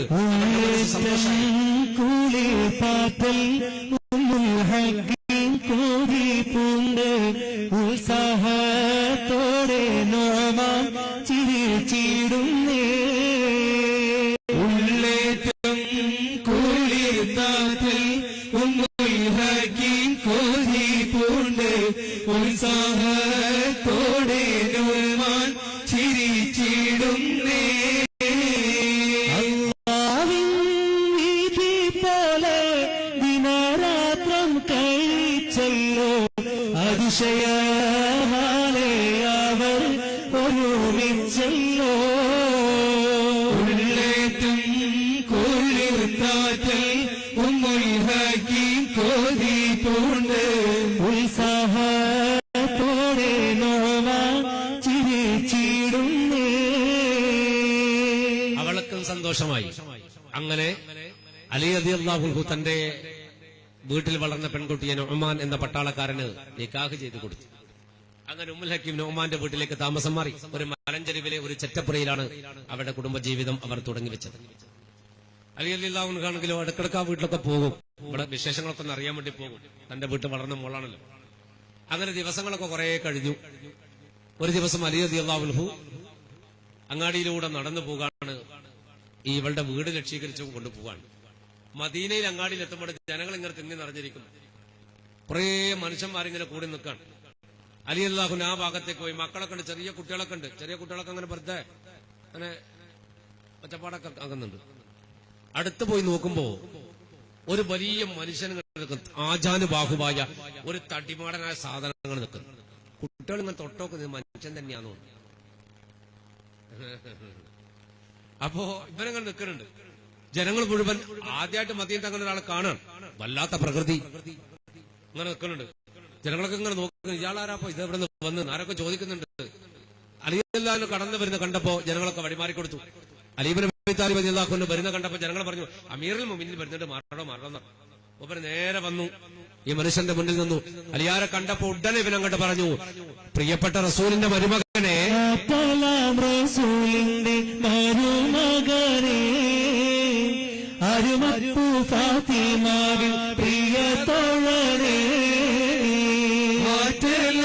റസൂലിന്റെ മരുമകനെ, അരിമപ്പൂ ഫാത്തിമാവിൻ പ്രിയ തോഴനെ, ഹസൻ ഹുസൈൻ നബി പൗത്രന്മാരെ പിതാവ, ധീരശൂരരണകളത്തില്ലധികേമ, വീരനാളി പുലി ഹൈദ ധീരത ജോറ, ഹസൻ ഹുസൈൻ നബി പൗത്രന്മാരെ പിതാവ, ധീരശൂരരണകളത്തില്ലധികേമ, വീരനലി പുലി ഹൈദ ധീരത ജോറ, പറയട്ടെ അങ്ങേക്കായിരം അനുമോദനം, ഷാമിൽ നിന്നറിയിച്ച അഭിവാദനം, പറയട്ടെ അങ്ങേക്കായിരം അനുമോദനം, ഷാമിൽ നിന്നറിയിച്ച അഭിവാദനം.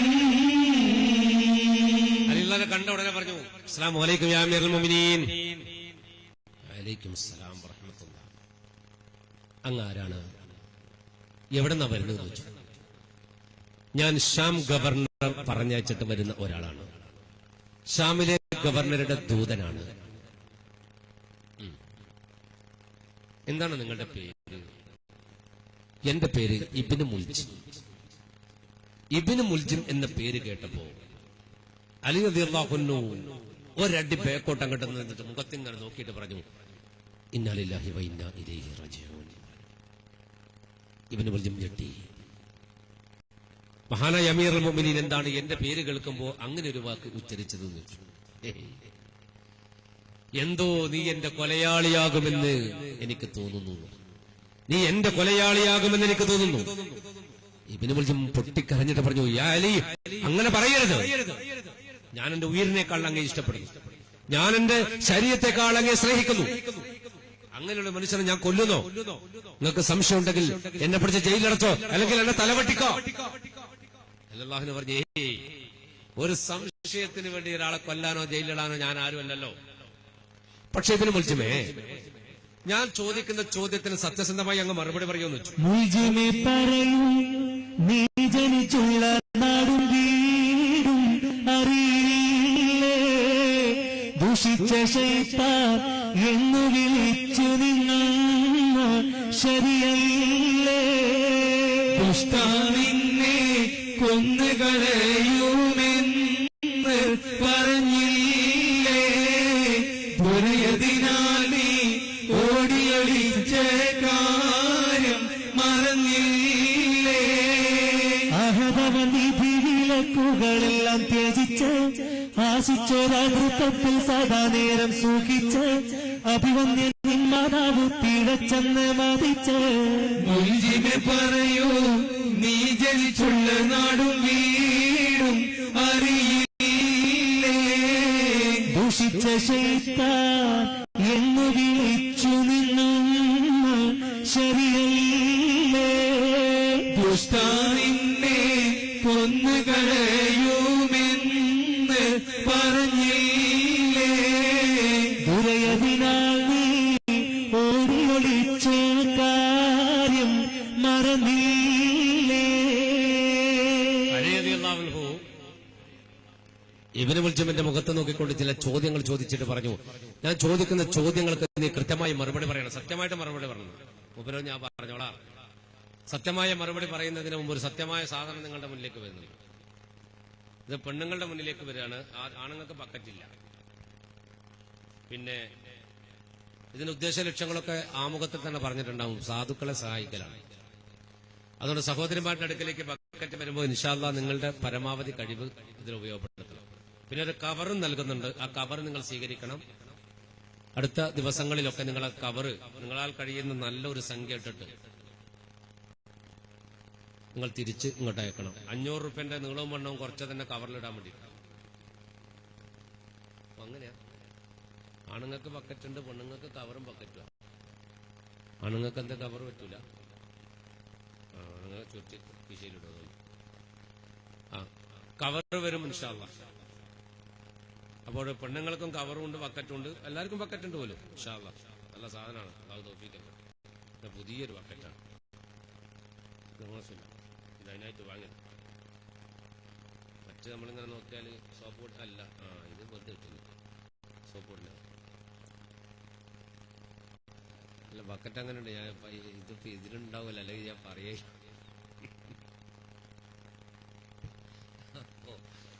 ബക്കറ്റ് വരുമ്പോ ഇൻഷാ അല്ലാഹ് അല്ലാഹു ബർക്കത്ത് ചെയ്യട്ടെ. എല്ലാ അപകടം മുസീബത്തും അല്ലാഹു കാത്ത് രക്ഷപ്പെടുത്തട്ടെ. ബിസ്മില്ലാഹിർ റഹ്മാനിർ റഹീം. എല്ലാവരും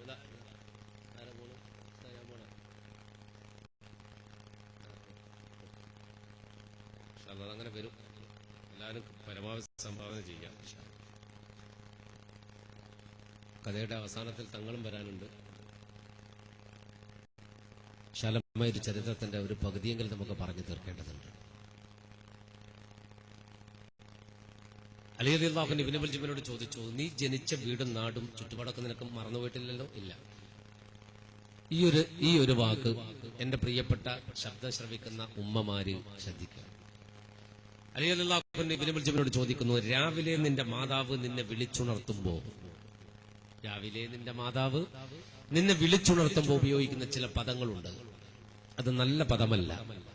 ശൈത്താനെ, നശിച്ചോനെ, ശപിക്കപ്പെട്ടോനെ, എഴുന്നേൽക്കടാ എന്ന് പറയലുണ്ടോ?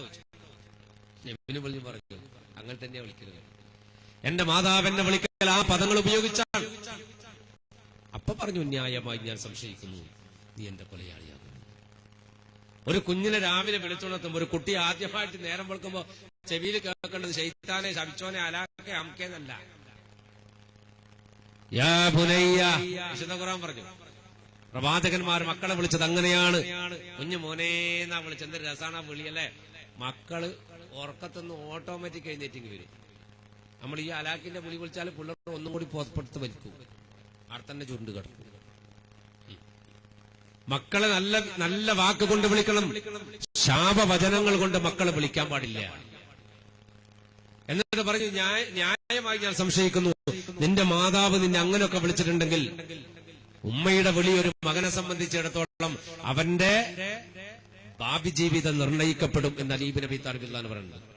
അതുകൊണ്ട് ഞാൻ സംശയിക്കുന്നു. പക്ഷെ സംശയത്തിന്റെ കാരണത്താൽ നിന്നെ ജയിലിടാനോ തലപ്പെടാനോ കൊണ്ട് പറ്റില്ല. ഏതായാലും നിന്നെ എന്തിനാണ് ഗവർണർ ഇങ്ങോട്ട് പറഞ്ഞയച്ചത്? അലി റളിയല്ലാഹു അൻഹുവിന്റെ പട്ടാളത്തിൽ ചേരണം എനിക്ക്. അങ്ങനെയാണ് ഗവർണർ എന്നെ ഇങ്ങോട്ട് പറഞ്ഞയച്ചത്. അലി റളിയല്ലാഹു അൻഹു മദീനയുടെ ഇസ്ലാമിക പട്ടാളത്തിൽ ഇബ്നു മുൽജിമിനെ ചേർക്കുന്നുണ്ട്. അലി റളിയല്ലാഹു അൻഹുവിനെ കൊല്ലുന്ന കാര്യത്തിൽ വധത്തിന്റെ പിന്നിൽ ഒരുപാട് സംഭവങ്ങളുണ്ട്. പക്ഷെ അതിന്റെ ഒരു കാരണം മാത്രമാണ് ഞാനിവിടെ പറയുന്നത്. അത് കർബലയുടെ ഒരു ഭാഗമായതുകൊണ്ട് പറയേണ്ടി വന്നത്. അലി റളിയല്ലാഹു അൻഹുവിന്റെ പട്ടാളത്തിൽ ഇബ്നു മുൽജിം ചേർന്നു. അങ്ങനെ എല്ലാവരും മനുഷ്യന്മാരെ എല്ലാവരും ഒന്ന് 100 500 ഇട്ടു കൊടുത്തേ.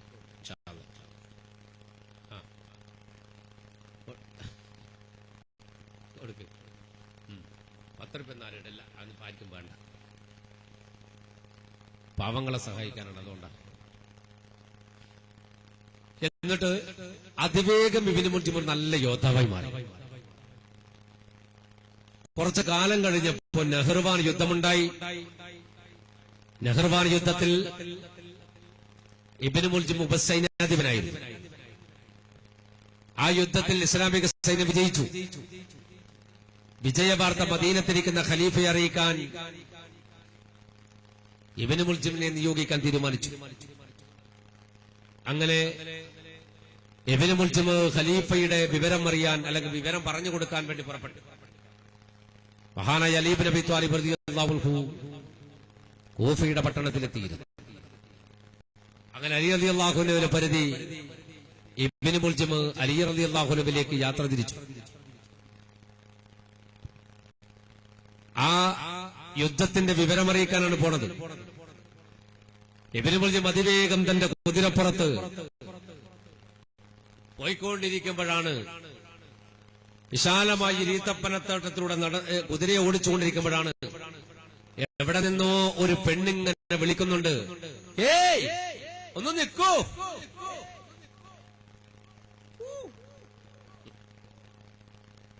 ഇബ്നു മുൽജിം കുതിരയെ പിടിച്ച് 4 ഭാഗം അങ്ങനെ നോക്കി. ആരപ്പോ വിളിച്ചേ? ഏത് പെണ്ണാന്ന് കേട്ട തോന്നിയതാണെന്ന് വെച്ചാൽ പിന്നെയും വിട്ടപ്പോ പിന്നെയും വിളിക്കുന്നത്, ഒന്ന് നിൽക്കൂ. ഇബ്നു മുൽജിം ആ ഭാഗത്തേക്ക് നോക്കി. ഒരു പെണ്ണിങ്ങനെ നടന്നു വരുന്നുണ്ട്. ഇബ്നു മുൽജിം കണ്ടപ്പോ നോക്കി, ഓ ഇതാര്?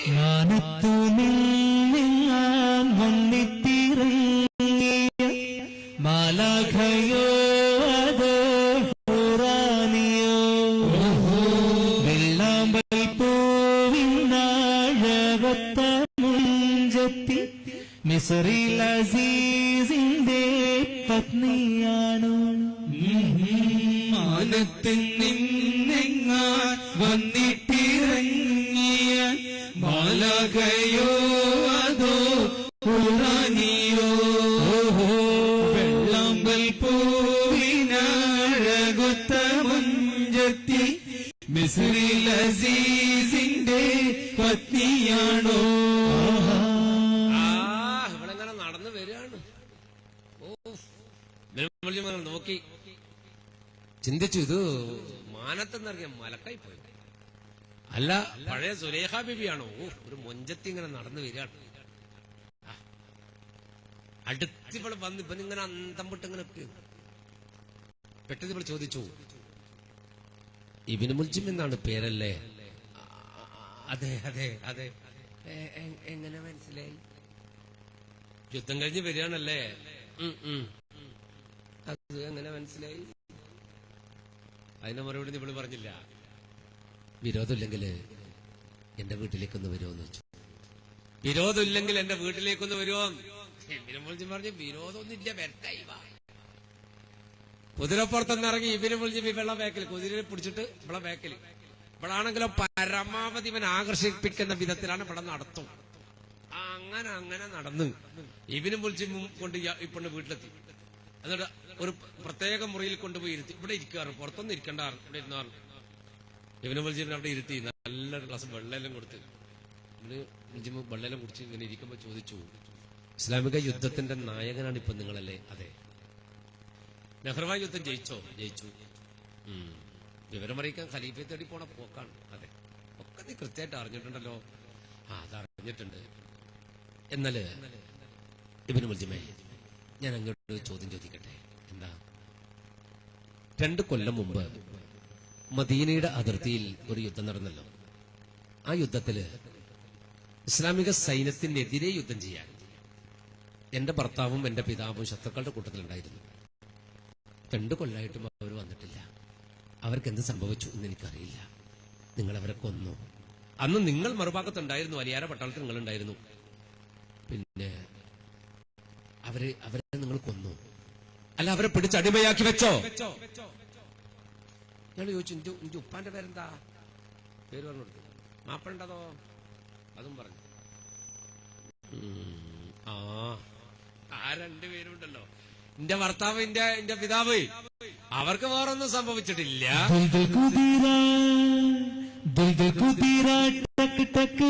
താളത്തിൽ ചേരി പായലും ഹൈദറും സൽസൽവരൂത്തി പോർനിലം ഹൈദറും സൽസൽവരൂത്തി പോർനിലം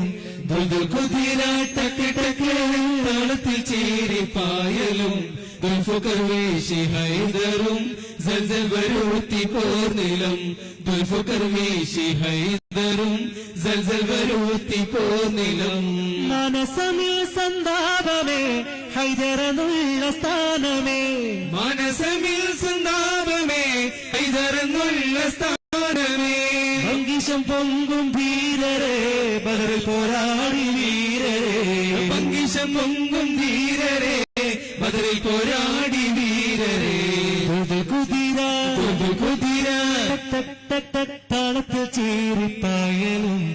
ദുൽഫുക്കർവേശ ഹൈദറും സൽസൽ വരൂത്തി പോന്നിളം ദുൽഫുക്കർവേശ ഹൈദറും സൽസൽ വരൂത്തി പോന്നിളം. ആ രണ്ടുപേർക്കും ഇത്രേ സംഭവിച്ചുള്ളൂ. മഹാനായ അലി ഇബ്നു അബീ ത്വാലിബ് റളിയല്ലാഹു അൻഹുവിന്റെ വെട്ടുകൊണ്ട് രണ്ടും ചത്തുപോയി പറഞ്ഞു. ഇതങ്ങോട്ട് പറഞ്ഞപ്പോ ഒരലർച്ചയോടെ ഇവളങ്ങ് വീണു. ഖതാമി എന്നാണ് ഇവളുടെ പേര്, ഖതാമി. അവളൊരലർച്ചയോടെ നിലത്തേക്കങ്ങ് വീണു. ഇവനെ പറഞ്ഞ് കുറച്ച് ദൂരെ അങ്ങ് നിന്ന്, യാ റബ്ബി ഇതെന്താ കാണുന്നു? പിന്നെ ഇവളൊരു എഴുന്നേൽക്കല, കുപ്പായ അങ്ങോട്ട് പൊട്ടിച്ച് കീറി മുടിയെല്ലാം പൊട്ടിച്ച് അങ്ങോട്ട് വലിച്ചിട്ട് ഒരു പ്രേതത്തിന്റെ കോലത്തിൽ എഴുന്നേറ്റ്. എന്നിട്ട് രണ്ട് കൈയിങ്ങനെ നീട്ടിയിട്ട് പറഞ്ഞു, മുൽജിമേ, 2 ജന്മം ജീവിച്ചു തീർക്കാനുള്ള സമ്പത്തുണ്ട് എനിക്ക്. പക്ഷെ അത് അനുഭവിക്കാൻ എന്റെ ഭർത്താവുമില്ല, എന്റെ പിതാവുമില്ല, എനിക്ക് മക്കളുമില്ല, ഞാൻ ഒറ്റക്കാണ്. ആ സമ്പത്ത് മുഴുവൻ ഞാൻ നിനക്ക് തരട്ടെ, എന്റെ സൗന്ദര്യമുള്ള ശരീരവും ഞാൻ നിനക്ക് തരട്ടെ. ഓമറി തരട്ടെ എന്ന് ചോദിക്കേണ്ട, തന്നേ, ഇപ്പൊ തന്നെ തന്നെ. അപ്പൊ പറഞ്ഞു തരാം, പക്ഷെ അതൊരു ഷർത്തുണ്ട്. എന്താന്ന് വെച്ചു, എന്റെ പിതാവിനെ കൊന്ന്, എന്റെ ഭർത്താവിനെ കൊന്ന് അധികാരത്തിലിരിക്കുന്ന അലിയാന്റെ തലവെട്ടണം. പറ്റോ? കൊല ചെയ്തുള്ള എൻ പ്രിയവരനെ വധിച്ചിട്ടുള്ള ദുഷ്ടൻ അലിയാരെ കൊല ചെയ്യുകയാ തരുമായനൈതിര പുരുഷനാകാ. ഇവള് പറയാണ്, എന്റെ ഭർത്താവിനെയും എന്റെ പിതാവിനെയും കൊന്നിട്ട് അധികാരത്തിലിരിക്കുന്ന അലി ഇബ്നു അബീ ത്വാലിബിന്റെ തലവെട്ടിക്കൊണ്ടുവരുമോ? ആ തല എന്റെ മുന്നിൽ കൊണ്ടുവച്ചാൽ ഞാൻ എന്റെ സമ്പത്ത് മുഴുവൻ, എന്റെ ശരീരം നിനക്ക് തരും എന്ന് പറഞ്ഞപ്പോ ഇവളുടെ മുഖത്ത്. എന്നിട്ട് പറഞ്ഞു, ഡി, ഞാൻ എന്റെ ഉയിരിനേക്കാൾ ഇഷ്ടപ്പെടുന്ന ഒരാളെ കൊല്ലാനോ? രണ്ടാമത്തെ അടിക്ക് കൈപൊക്കിയപ്പോ ഇവളെ റൂമിൽ നിന്ന് പുറത്തേക്ക് കൂടി. ഓടുന്ന ഓട്ടത്തിൽ ഇവളെന്ത് ചെയ്തറിയോ? വാതിൽ പുറത്തെന്ന് പിടിച്ച് ലോക്ക് ചെയ്തറിയോ, ക്ലോസ് ചെയ്തു. ഇവര് വിളിച്ച് ഉള്ളിൽ കൂടി ഇവള് പുറത്തു. ഒരുപാട് ഇടിയിടിച്ചു ഈ വാതിലിനൊന്ന് തുറന്നു കിട്ടാൻ. തുറക്കണില്ല. അവസാനം യുദ്ധം കഴിഞ്ഞ് വരുന്ന ഇവര് വലിയ തളർന്നിട്ട് ആ ബെഡിലും കണ്ടിരുന്നു. ഇരുന്നപ്പോ മൂപ്പർക്ക് ഉറക്കം വന്നു, ഉറങ്ങി. കുറെ കഴിഞ്ഞപ്പോൾ ഒരു ശബ്ദം കേട്ട് ഇവര് വിളിച്ച് ഇങ്ങനെ മെല്ലെ തിരിഞ്ഞു നോക്കുമ്പോ വാതിൽ കാൽപദത്തിനോശ ഓശ കേട്ടോ മുൽജിമന്ന് പിന്തിരിഞ്ഞ് നോക്കി. ചിച്ചിലെന്നും ചിലിജിലെന്നും കാൽപദത്തിനോശ ഓശ കേട്ട് മുൽജിമന്ന് പിന്തിരിഞ്ഞ് നോക്കി. അതെ, ഇവര് വിളിച്ചപ്പോ തിരിഞ്ഞു നോക്കി, എന്താ പോലെ ഒച്ച കേൾക്കുന്നത് നോക്കുമ്പോ വാതിൽ തുറന്നിട്ട് ഇവളങ്ങ് കയറി വരുന്നുണ്ട് അകത്തേക്ക്. കയറി വരുന്നതിനെ കുറിച്ച് ചരിത്രം പറയുന്നത് ഇങ്ങനെയാണ്. എങ്ങനെയപ്പോ അത് പറയാ? അങ്ങനെയാണ്. എങ്ങനെ? ഒരു ഉമ്മ ഒരു പെൺകുട്ടിയെ പ്രസവിക്കുകയും ആ പ്രസവിച്ച പായക്കകത്ത് നിന്ന് ആ കുട്ടി അപ്പോൾ എഴുന്നേറ്റിങ് നടന്നു വരികയും ചെയ്താൽ അവളുടെ കോലം എങ്ങനെയുണ്ടാവും? ഒരു നൂൽബന്ധം പോലും ആ കുട്ടിക്കുണ്ടാവില്ല. ആ രൂപത്തിൽ പൂർണ്ണ നഗ്നയായിട്ട് അവൾ അകത്തേക്ക് കടന്നു വന്നപ്പോൾ ഇബ്നു മുൽജിമിന്റെ കണ്ണ് മഞ്ഞളിച്ചു. അവളുടെ മാദകത്വമേറിയ ശരീരത്തിലേക്ക് ഒരു നോട്ടം നോക്കി ഇബ്നു മുൽജിം ചാടി എഴുന്നേറ്റിട്ട് അവളെ കൈപിടിച്ച് വലിച്ചിട്ട് പറഞ്ഞു, ഖതാമി, നിനക്ക് വേണ്ടി ഒരലിയെയല്ല 1000 വലിയ കൊല്ലാൻ ഞാൻ തയ്യാറാണ്. അപ്പൊ പിടുത്തം കിട്ടി. ഇനി നമ്മൾ പറഞ്ഞ പോലെ ആവുന്നു, വാളുങ്ങൾക്ക് ഞാൻ കൊന്നിട്ട് വരട്ടെ. അവള് പറഞ്ഞു, ഇപ്പൊ വേണ്ട, ഇപ്പൊ കൊല്ലാൻ പോയാൽ അലിയാരെ തലയല്ല ഉണ്ടാവുക, നിങ്ങളെ തലയാ ഉണ്ടാവുക. അതുകൊണ്ട് ഞാനൊരു സമയം പറയും, ആ സമയത്ത് പോയാൽ മതി. അങ്ങനെ കൊട്ടിയടക്കപ്പെട്ട മുറിക്കകത്ത് ഇബ്നു മുൽജിമും ഖതാമിയും ഒരു രാത്രി കഴിച്ചു കൂട്ടി. പിറ്റേന്ന് സുപ്രഭാതത്തിൽ ഏതോ ഒരു പള്ളിയുടെ മിനാരങ്ങളിൽ നിന്ന്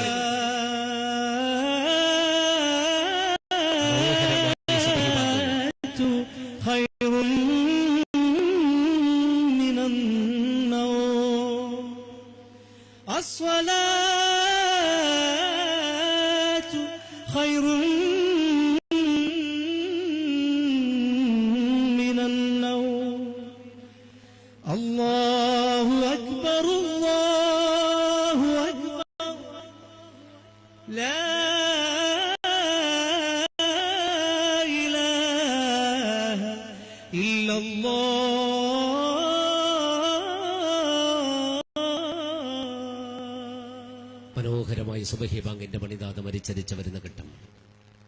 ഹത്താമ് ചാടി എഴുന്നേറ്റ് ഇവര് മുൽജിമിനെ തട്ടിപ്പിടിച്ചിട്ട് പറഞ്ഞു, മുൽജിമേ ഇതാ വിഷത്തിലൂട്ടപ്പെട്ട വാള് കൊടുത്തിട്ട് പറഞ്ഞു, സുബഹി നിസ്കരിക്കാൻ കടന്നു വരുന്ന അലിയാരുടെ പെരടി വെട്ടണമെന്ന്. ഓടിക്കിതച്ച അലിയാരുടെ പെരടി വെട്ടാൻ നടന്നു അടുക്കുന്ന ഇബ്നു മുൽജിം. അന്ന് സുബഹി നിസ്കാരത്തിന് ഇറങ്ങി പുറപ്പെട്ട മഹാനായ അലി ഇബ്നു അബീ ത്വാലിബ് റളിയല്ലാഹു അൻഹുവിന്റെ മൂർധാവ് നോക്കി ഇബ്നു മുൽജിം വെട്ടി. വാൾ തലയോട്ടിയിലേക്കായി നിറങ്ങി രക്തക്കളത്തിലേക്ക് മറിഞ്ഞു വീണ് രക്തക്കുളത്തിലേക്ക് മറിഞ്ഞുപോയ മഹാനായ അലി റളിയല്ലാഹു അൻഹു ഇബ്നു മുൽജിമിനെ നോക്കിക്കൊണ്ട് പറഞ്ഞു, വർഷങ്ങൾക്ക് മുമ്പ് നീ എന്റെ കൊലയാളിയാകുമെന്ന് ഞാൻ നിന്നോട് പറഞ്ഞപ്പോ നീ പറഞ്ഞല്ലോ, ഞാൻ കൊല്ലില്ലെന്ന്. അല്ലാഹുവിന്റെ വിധി ഇതാണ് എന്ന് പറഞ്ഞിട്ട് അലി ഇബ്നു അബീ ത്വാലിബ് റളിയല്ലാഹു അൻഹു എന്ന മഹാമനുഷ്യൻ ഈ ലോകം വിട്ട് പറയുന്ന ദാരുണമായ ഒരു രംഗമുണ്ട് ചരിത്രത്തിൽ. ആ മരണശയ്യയിൽ വെച്ച് തന്റെ പ്രിയപ്പെട്ട പുത്രനായ ഹസൻ ബിൻ അലി റളിയല്ലാഹു അൻഹുവിനെ വിളിച്ചിട്ട് മഹാനായ അലി റളിയല്ലാഹു അൻഹു ഒരു പൊതി ഏൽപ്പിക്കുന്നുണ്ട്, മോനെ ഇതൊന്ന് പിടിച്ചുകൊള്ളുക എന്ന് പറഞ്ഞിട്ട് ഹസൻ റളിയല്ലാഹു അൻഹുവിന് ഒരു പൊതി കൊടുത്തു. അതല്പം മണ്ണായിരുന്നു. എന്നിട്ട് പറഞ്ഞു, ഈ മണ്ണ് നീ സൂക്ഷിക്കണം, ഇത് നിന്റെ കയ്യിൽ ഞാനൊരു അമാനത്ത് പോലെ തരട്ടെ. എന്നിട്ട് പറഞ്ഞു കൊടുത്തു ആ മണ്ണ് എവിടെ നിന്ന് കിട്ടിയെന്ന്. അത് ഇൻഷാ അല്ലാഹ് നമുക്ക് ചർച്ച രണ്ടാമത്തെ വരുമ്പോ അവിടെ പറയാം.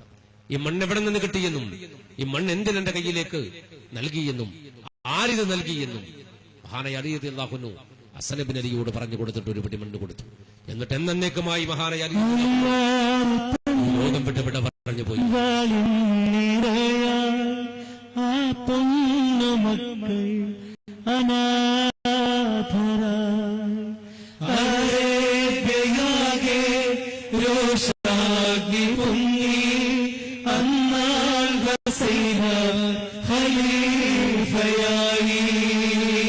മഹാനായ അലി റളിയല്ലാഹു അൻഹുവിന്റെ വഫാത്തിന് ശേഷം, ഈ ലോകത്തെ വിടപറച്ചതിന് ശേഷം ഇസ്ലാമിക ലോകത്തിന്റെ ഖലീഫ സ്ഥാനത്തേക്ക് യഥാർത്ഥത്തിൽ ഹസൻ റളിയല്ലാഹു അൻഹു വരികയാണ്.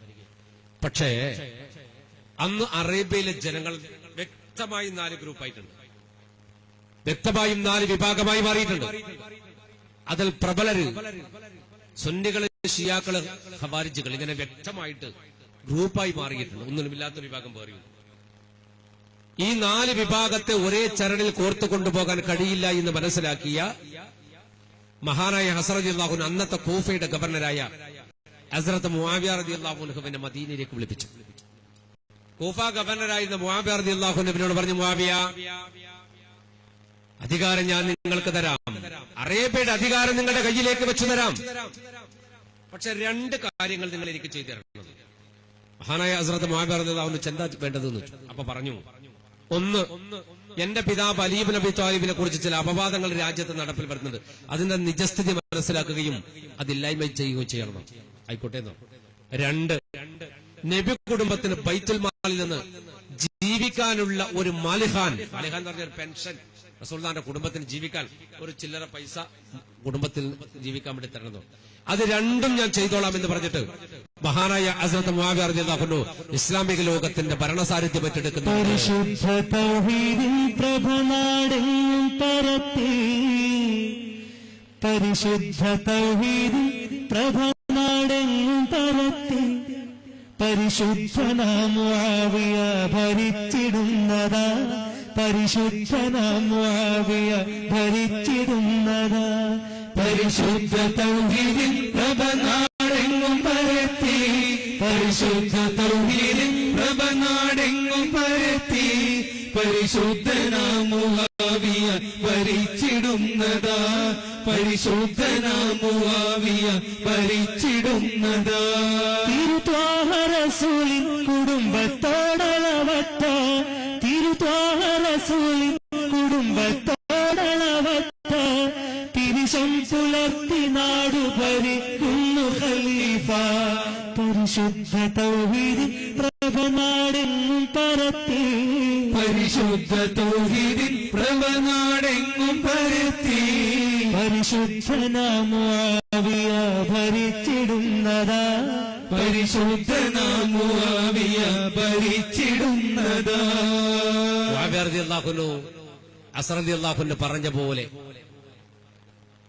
ഭരണം ഏറ്റെടുത്ത് ഭരിച്ചു. അന്ന് ഇസ്ലാമിക രാജ്യത്തിന്റെ തലസ്ഥാനത്ത് ഭരണനഗരി ഡമസ്കസിലാണ്. മുആവിയ റളിയല്ലാഹു അൻഹു സത്യസന്ധമായ ഭരണം നടത്തി. മുആവിയ റളിയല്ലാഹു അൻഹു മഹാനായ ഒരു മനുഷ്യനാണ്, മഹാനായ സഹാബിയാണ്. ആ മഹാനായ സഹാബിക്കാണ് യസീദ് ബിൻ മുആവിയ എന്ന് പറയുന്ന ഒരു മകനുള്ളത്. യസീദ് ദുഷ്ടനാണ്. പാപ്പാന്റെ ഭരണം നല്ല നിലയിൽ അങ്ങോട്ട് പോയി. അവസാനം യസീദ് മുആവിയ റളിയല്ലാഹു അൻഹു മരിക്കാൻ കിടക്കുമ്പോൾ യസീദിനെ അരികത്ത് വിളിച്ചിട്ട് പറഞ്ഞു, മോനെ, ഞാൻ മരിച്ചാൽ അധികാരം നിന്റെ കയ്യിലേക്ക് വരും. അധികാരം നിന്റെ കയ്യിൽ വന്നാൽ നീ രണ്ട് കാര്യം കൃത്യമായിട്ട് ശ്രദ്ധിക്കണം. ഒന്ന്, നബി കുടുംബത്തെ ബഹുമാനിക്കണം, നബി കുടുംബത്തെ ഇഷ്ടപ്പെടണം, നബി കുടുംബത്തോട് ചോദിച്ചിട്ട് ഭരണം നടത്തണം, അഹ്ലു ബൈത്തിനോട് ചോദിച്ചിട്ട് ഭരണം നടത്തണം. രണ്ട്, ജനക്ഷേമകരമായ ഭരണമായിരിക്കണം, ജനങ്ങൾക്ക് ഇഷ്ടമുള്ള ഭരണം, ജനഹിതമായ ഭരണം. ഖുലഫാഉർ റാഷിദുകൾ കാണിച്ചു തന്ന ആ മാതൃക നീ അനുസരിക്കണം. ഉപ്പാന്റെ ഭരണം നീ നോക്കണ്ട.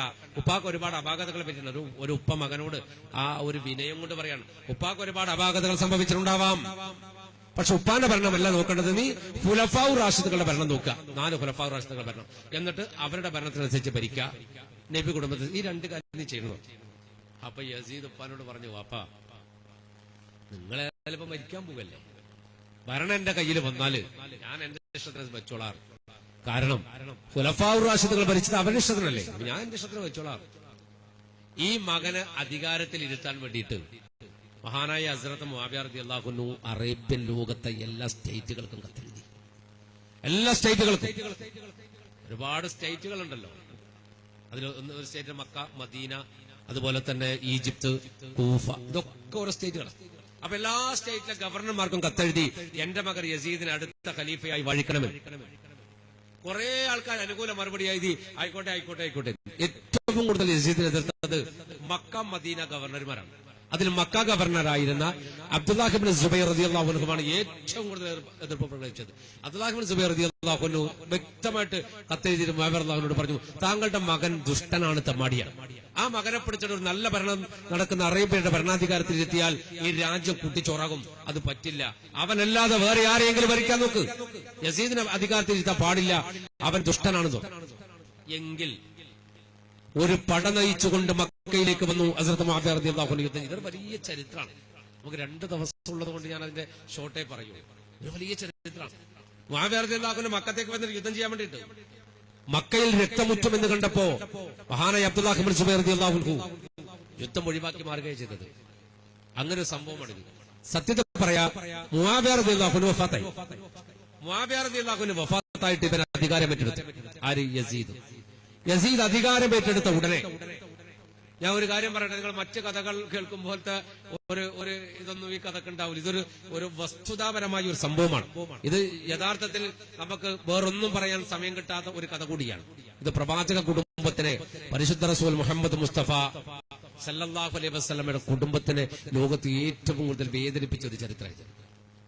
അതുകൊണ്ട് യസീദ് അധികാരത്തിൽ ഏറാൻ പോകുമ്പോൾ മുആവിയ റളിയല്ലാഹു അൻഹു വഫാത്താകാൻ പോകുന്ന ഘട്ടത്തിൽ ഇവനെന്താ ചെയ്തെന്നറിയോ? ഉപ്പ മരിക്കാൻ കിടക്കുമ്പോൾ നായാട്ടിന് പോയി യസീദ്. നായാട്ടിന് പോയി. നായാട്ടെന്ന് പറഞ്ഞാൽ വേട്ടമൃഗത്തെ പിടിക്കാൻ വേണ്ടി. പാപ്പാന്റെ മയ്യത്ത് പള്ളിക്കാട്ടിലേക്ക് കൊണ്ടുവരുമ്പോഴാണ് യസീദ് മലയിറങ്ങി വന്നത്. പാപ്പാന്റെ മയ്യത്തിന്റെ കൂടെ പള്ളിക്കാട് വരെ പോയി മറവ് ചെയ്തിട്ട് തിരിച്ചു വന്നിട്ട് യസീദ് അധികാരമേറ്റെടുത്തു ഡമസ്കസിന്റെ രാജകൊട്ടാരത്തിനകത്ത്.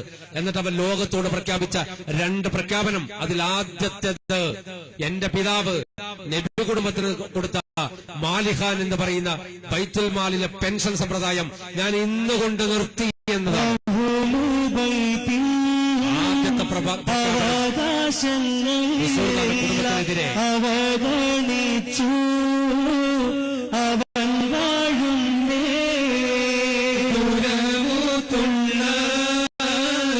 യസീദിൻ ദ്രോഹം കൊണ്ട് ദുരിതത്താലേ ജനം കേഴുന്നേ.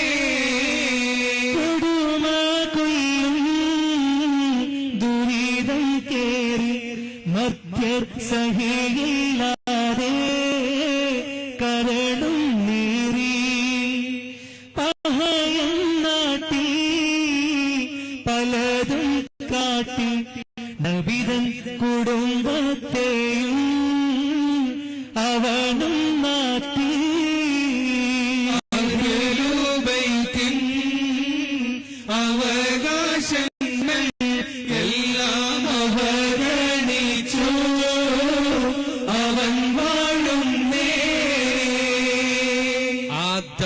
പ്രഖ്യാപനം പുണ്യ നബിയുടെ കുടുംബത്തിന് കൊടുത്ത ആ പെൻഷൻ നിർത്താൻ പറഞ്ഞു. രണ്ടാമതവൻ ചെയ്തത്, അവരിഷ്ടപ്പെട്ട ഒരു പെണ്ണുണ്ടല്ലോ മദീനത്ത്, ഉമ്മുൽ ഹക്കീം. അവളെ എന്താണ് അവസ്ഥ എന്നറിയാം. അതറിയാൻ വേണ്ടി പ്രത്യേക ആളെ നിയോഗിച്ചു. അയാൾ മറുപടി പറഞ്ഞു, നൊമാൻ എന്ന് പറയുന്ന ഒരു പട്ടാളക്കാരൻ കല്യാണം കഴിച്ചിട്ട് അവർ ജീവിക്കുന്നുണ്ട്. ഉടനെ യസീദ് ഒരു കത്തെഴുതിയിട്ട് നൊമാനിന്റെ വീട്ടിലേക്ക് കൊടുത്തയച്ചു, മദീനയിലേക്ക്. മദീനയിലെ മലഞ്ചെരുവിലെ ചെറ്റപ്പുരക്കകത്ത് ഭാര്യയും ഭർത്താവും സമാധാനമായിട്ട് കഴിയാണ്. കുട്ടികളെ കിട്ടിയില്ല.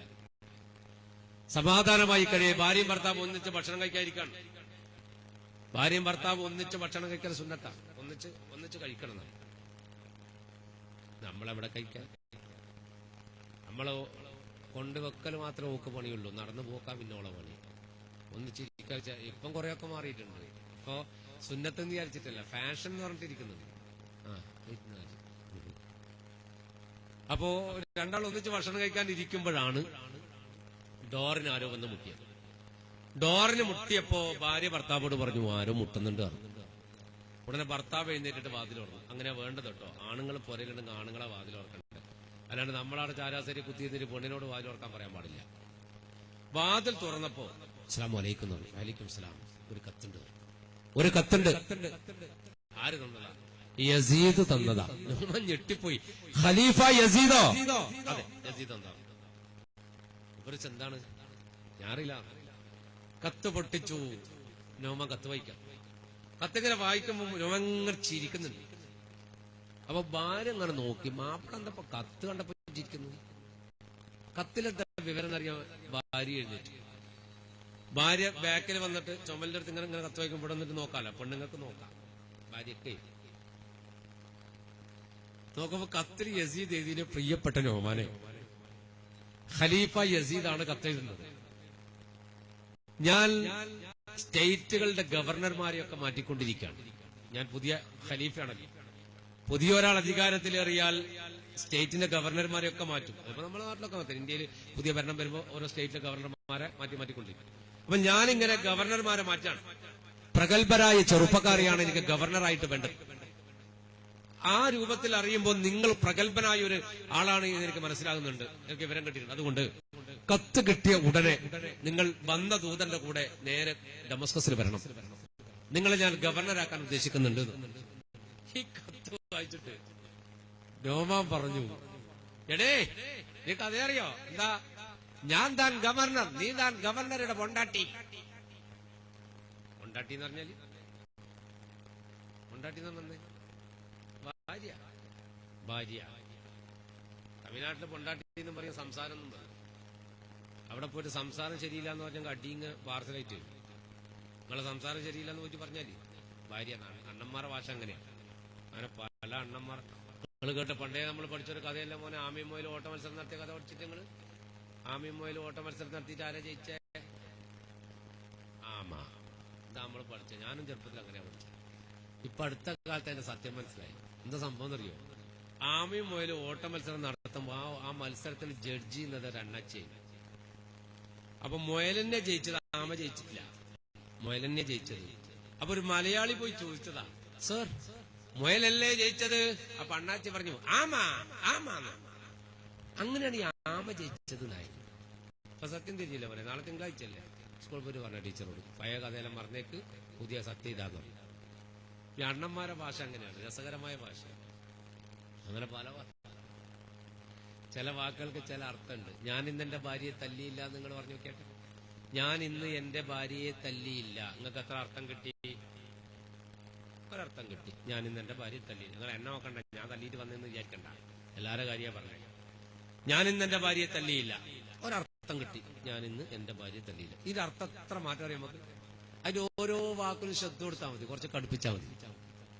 ആദ്യത്തെ വാക്ക് ഞാൻ ഇന്ന് എന്റെ ഭാര്യയെ തല്ലിയില്ല എന്നല്ലേ. ഞാൻ ഇന്നെന്റെ ഭാര്യയെ തല്ലിയില്ല. അർത്ഥം നിങ്ങൾക്ക് എന്താ കിട്ടിയ? നോക്കിപ്പോ എന്താ തോന്നിയേ? ഞാൻ തല്ലിയില്ല, വേറെ ആൾക്ക് തെറ്റിയത്. അടുത്തത് ഞാൻ ഇന്നെന്റെ ഭാര്യയെ തല്ലിയില്ല. എന്റെ അർത്ഥം എന്നാ? ഞാൻ ഇന്നലെയും കൊട്ടി ഇന്ന് കിട്ടിയില്ല. അടുത്ത വാക്ക് ഞാൻ ഇന്ന് എന്റെ ഭാര്യയെ തല്ലിയില്ല. അർത്ഥം തെറ്റി. എന്റെ തല്ലിയില്ല, വേറെ ആളിന് വിട്ടു. ഞാൻ ഇന്നെന്റെ ഭാര്യയെ തല്ലിയില്ല. അർത്ഥം എന്നാ? ഭാര്യനെ തല്ലിയിട്ടില്ല, ഓൾ ഉമ്മാക്കോൾ അനിയത്തിക്കും വേണ്ടി കൊടുത്തു. അടുത്തത്, ഞാൻ ഇന്നെന്റെ ഭാര്യയെ തല്ലിയില്ല എന്ന് പറഞ്ഞാല് തല്ലിയില്ലാന്നേ ഉള്ളൂ, ചവിട്ടും നുള്ളും ഇടക്കിടക്ക് കൊടുത്തു. ഇങ്ങനെ ചില അർത്ഥങ്ങൾ മാറി മാറി മാറി മാറി കിട്ടും. മലയാളത്തിന് അങ്ങനെ ഒരു ഗുണമുണ്ട്. അപ്പോ യസീദ് എഴുതിയ കത്ത് ഗവർണറാക്കാൻ, അതുകൊണ്ട് ഇയാളുടെ കൂടെ വാങ്ങും. അപ്പോ ഈ പെണ്ണ് പറഞ്ഞു, ഭർത്താവേ, യസീദാണ് കത്തെഴുതുന്നതെങ്കിൽ നമ്പണ്ട.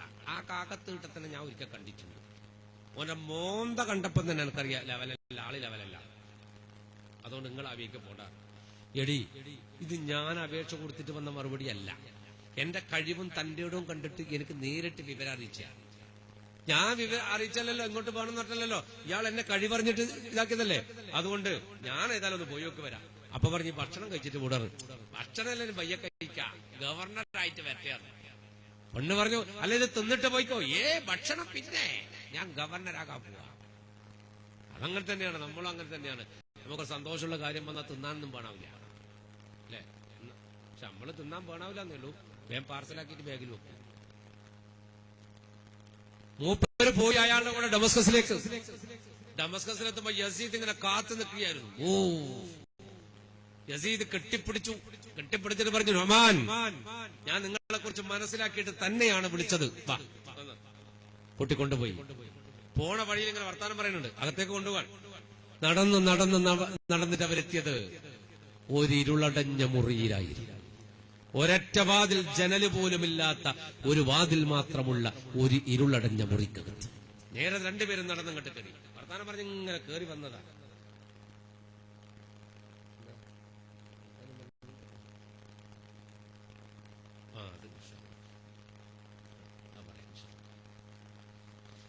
വർത്താനം പറഞ്ഞിങ്ങനെ കയറി വന്നു. ആ റൂമിൽ രണ്ടാളും എത്തി. ഇപ്പൊ 2 കസേര ഉണ്ട് അവിടെ, 2 കസേര. ആ 2 കസേര കണ്ടു. നോമാനോട് പറഞ്ഞു, അവിടെ ഇരുന്നോളൂ, അവിടെ ഇരുന്നോളൂ. നോമാൻ അവിടെ ഇരുന്നു. യസീദ് ഇപ്പുറത്തിരുന്നു. പെട്ടെന്ന് പറഞ്ഞു, 1 മിനിറ്റ്, ഞാനിപ്പോ വരാം. നിങ്ങൾ ഇവിടെ ഇരിക്കൂ, ഞാനിപ്പോ വരാം. യസീദ് ഇബ്നു മുഅവ്വിയ ഇറങ്ങിങ്ങ് പോയി. നോമാൻ ആ ഇരുളടഞ്ഞ മുറിയിൽ പുറത്തേക്ക് ഇങ്ങനെ നോക്കിയിരിക്കാണ്. ഈ പഹരൻ ഇവിടെ കൊണ്ടിരുത്തിയിട്ട് എവിടെയാ പോയെ? കുറെ കഴിഞ്ഞിങ്ങനെ നോക്കുമ്പോണ്ട് ഒരു വാളും ഉയർത്തപ്പെടുത്തിട്ട് യസീദ് ഒരു വാളും കൊണ്ട് അവനെത്തി കലമും കുറാസുമേ അതുകൊണ്ട് നോമാനും ചാടിയെഴുന്നേറ്റു അവനോടെന്നരിഷത്താൽ കൂറുമേ അവനോടെന്നരിഷത്താൽ കൂറുമേ ഒരു കയ്യൊരു വാളും കൊണ്ട് അവനെത്തി മറുകയിൽ കലമും കുറാസുമേ അത് കണ്ട് നോമാനും ചാടി എഴുന്നേറ്റു അവരോട് നരിശത്താൽ കൂറുമേ അവനോട് നരിശത്താൽ കൂറുമേ. നോക്കുമ്പോ കാണുന്നത് ഒരു വാളുകൾ ഉയർത്തപ്പെടുത്തിട്ട് യസീദ് അതിവേഗം നടന്നുവരാണ്. ഒരു കയ്യിൽ വാളുണ്ട്, മറ്റേ കയ്യിൽ പേനയും കടലാസും അങ്ങനെ പിടിച്ചിട്ട് വരാം. ഇവന്റെ വരവ് കണ്ടപ്പോ, യസീദിന്റെ ആ അലാക്കിന്റെ വരവ് കണ്ടപ്പോ നോമാൻ അങ്ങോട്ട് എഴുന്നേറ്റ് വാൾ എഴുന്നേറ്റ് വന്നു. നേരെ കടന്നു വന്നു. അസ്സലാമു അലൈക്കും യാ നോമാൻ. നോമാൻ സലാം അടക്കേണ്ടി വാള് യസീദിന്റെ നെറ്റിയിലോട്ട് കുത്തിങ്ങനെ. എന്നിട്ട് പറഞ്ഞു, ഇരുളടഞ്ഞ മുറിയിൽ എന്നെ കൊണ്ടുവന്നിരുത്തി ഈ വാളുമായിട്ട് സ്വീപ്പാക്കി വധിക്കാനാണെങ്കിൽ ചതി എന്തിന് എന്റെ കയ്യിലുള്ള വാളും കൊണ്ടു നീ തീരുമാനിക്കാൻ വിധി അതിന് ശേഷമായി നീ എന്തിന് തന്ത്രമിതൊക്കെ ചെയ്തേ നീ പറഞ്ഞിടു ക്രൂരത കാട്ടി ഭരിച്ചിടുവാനോ നീ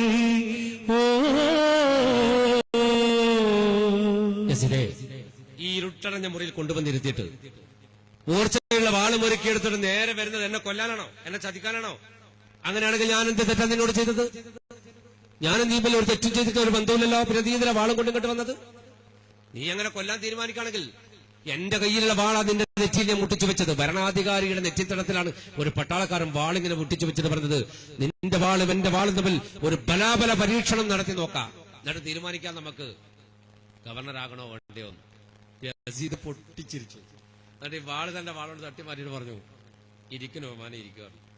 ഞാൻ ഈ വാള് കൊണ്ടുവന്നത് നിന്നെ കൊല്ലാനൊന്നുമല്ല. നിന്റെ കയ്യിൽ വാളുള്ള പോലെ എന്റെ കയ്യിലൊരു വാള്, നീ അത് ഉറയിലിട്ടിരുന്നു, ഞാനത് പിടിച്ചു വന്നു, അത്രയും വാളുള്ളൂ. നമ്മുടെ അറബികളുടെ ആചാരമാണ്, അത് പ്രശ്നമല്ല.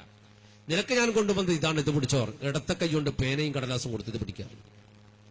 രണ്ടുപേരും മുഖാമുഖം ഇരിക്കുകയാണ് കസേരയിൽ. യസീദ് പറഞ്ഞു, നിങ്ങൾക്ക് ഗവർണറാകണ്ടേ, നിങ്ങൾ ആള് തീരണമെന്ന് എനിക്ക് മനസ്സിലായി. കാരണം ഞാൻ വാളും കൊണ്ടുവന്നപ്പോ എന്റെ നെറ്റിയിൽ വാൾ മുട്ടിച്ചിട്ട് എന്നെ വെല്ലുവിളിക്കാൻ മാത്രം തന്റേടിയാ നിങ്ങൾ. അതുകൊണ്ട് നിങ്ങൾ ഗവർണറാകാൻ പറ്റിയ ആളാ, അങ്ങനത്തെ ആളെ നമുക്ക് വേണ്ടത്. പക്ഷെ ഗവർണറാകാനൊരു സത്യപ്രസ്താവന വേണം, സത്യപ്രതിജ്ഞ ചെയ്യണം. നിങ്ങളറിയില്ല, മന്ത്രിമാരൊക്കെ സത്യപ്രതിജ്ഞ ചെയ്യുമല്ലോ. കുറെ ആള് അള്ളാഹുവിന്റെ നാമത്തിൽ, കുറെ ആള് ദൃഢപ്രതിജ്ഞ, കുറെ ആള് എന്തൊക്കെ അങ്ങനെ പ്രതിജ്ഞയൊക്കെ ചെയ്യാറുണ്ട്. അതുപോലെ ഒരു സത്യപ്രതിജ്ഞ വേണമെന്നോ, അത് നിങ്ങൾ ആ കടലാസിലും എഴുതി തന്നാ മതിയോ? ആയിക്കോട്ടെ എന്നാണ്. എന്താ എഴുതണ്ടെന്ന് വെച്ചാൽ പറഞ്ഞു, ഇതൊരു സാക്ഷി വേണമല്ലോ, നമ്മുടെ രണ്ടാളും പോരാ, ഒരു സാക്ഷി വേണം. ഞാൻ പറഞ്ഞു, സാക്ഷികൾ ആരെയും വിളിച്ചോളൂ, നമുക്ക് പ്രശ്നമല്ല. അവൻ പറഞ്ഞു, മനുഷ്യന്മാര് സാക്ഷി വേണ്ട, അള്ളാഹു മതി സാക്ഷി. അള്ളാഹുവിനെ സാക്ഷി നിർത്തി നമുക്ക് എഴുതാറുണ്ട്, പിന്നെ വേറെ ഒന്നും തീരുമാനിക്കാനില്ല. ആയിക്കോട്ടെ, എന്നാ ഞാൻ പറയും പോലെ എഴുതണം എന്ന് പറഞ്ഞു. ആയിക്കോട്ടെ. ഭരണാധികാരിയായി ഇരിക്കുന്ന യസീദ് പറയുന്ന എല്ലാ കാര്യവും സർവാത്മന ഞാൻ അംഗീകരിക്കുന്നു, അള്ളാഹു സാക്ഷി. ഇതാണ് എഴുതേണ്ടത്. ഭരണാധികാരി യസീദ് പറയുന്ന എല്ലാ കാര്യവും ഞാൻ അംഗീകരിക്കുന്നു, അള്ളാഹു സാക്ഷി. ഒരു തട്ടിപ്പോ ഒരു വഞ്ചനയോ ആ വാക്കിൽ കണ്ടെത്താൻ ഉമാന് കഴിഞ്ഞില്ല. ഭരണാധികാരിയായി യസീദ് പറയുന്ന എല്ലാ കാര്യവും ഞാൻ അംഗീകരിക്കുന്നു, അള്ളാഹു സാക്ഷി. എഴുതി അങ്ങോട്ട് കൊടുത്തപ്പോ ഈ കടലാസം കയ്യിൽ പിടിച്ചിട്ട് യസീദ് ഇബ്നു മുആവിയ ഒരു ചിരിയിരിച്ചിട്ടുണ്ട്. ഇവന്റെ ചിരി കണ്ടപ്പോ കോലച്ചിരിയിരിക്കാണ്. അപ്പൊ ചോദിച്ചു, നീ എന്തെങ്കിലും ചിരിക്കുന്നു വെച്ചു. അപ്പൊ പറഞ്ഞു, നീ എന്താ എഴുതിയെന്ന് വെച്ചു. നീ എന്താ എഴുതിയേ? ഭരണാധികാരിയായ നീ പറയണതെല്ലാം ഞാൻ അംഗീകരിക്കുന്നു, അല്ലാഹു സാക്ഷി. ആണല്ലോ? അതെ. എന്നാൽ ഭരണാധികാരി പറയട്ടെ, നീ അംഗീകരിക്കണേ, അല്ലാഹു സാക്ഷി. നീ നിന്റെ ഭാര്യ ഉമ്മുൽ ഹക്കീമിനെ ഒഴിവാക്കണം, ത്വലാഖ് ചൊല്ലണം. അവിടെ ഞെട്ടി ചാടി എഴുന്നേറ്റുകൊണ്ട് പറഞ്ഞു, അരുത്, നിങ്ങൾ അങ്ങനെ പറയരുത് ഖലീഫ. അലി റളിയല്ലാഹു അൻഹുവിനോട് മരണം വരെ ഞാൻ അവളെ പോറ്റും എന്ന് പറഞ്ഞിട്ട് വാക്ക് കൊടുത്ത് നിക്കാഹ് ചെയ്ത പെണ്ണാണ്. അവളെ അല്ലാതെ വേറെ എന്തെങ്കിലും കാര്യം പറ, ഞാൻ ചെയ്തുതരാം. ഏയ്, ഭരണാധികാരിയായ ഖലീഫക്ക് അതേ വേണ്ടൂ, അത് നീ അംഗീകരിക്കും. മനസ്സുള്ളിൽ വിചാരിച്ചു യസീദും കരുണയ്ക്ക് തുടക്കം വെച്ചു. പിന്നെ നൊമാനെ തടങ്ങളിൽ അവൻ പാപിച്ചു. പിന്നെ നൊമാനെ തടങ്ങളിൽ അവൻ പാപിച്ചു. ഹക്കീമിനെ മനസ്സുള്ളിൽ വിചാരിച്ച് യസീദും കരുണയ്ക്ക് തുടക്കം വെച്ചു. പിന്നെ നൊമാനെ തടങ്ങളിൽ അവർ പാർപ്പിച്ചു. പിന്നെ നൊമാനെ തടങ്ങളിൽ അവർ പാർപ്പിച്ചു.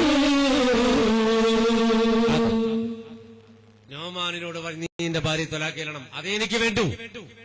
നിനക്ക് ഉമ്മുൽ ഹക്കീമിനെ വേണോ അള്ളാഹുവിനെ വേണോ? അതാ പിന്നത്തെ ചോദ്യം. അള്ളാഹിനെ വേണ്ടെന്ന് പറയാൻ പറ്റും മനുഷ്യന്? അള്ളാഹുവിനെ സാക്ഷി നിർത്തിയാൽ ഇത് എഴുതി കൊടുത്തത്. ആ ചതിയിൽ പെട്ടുപോയി നോമാൻ.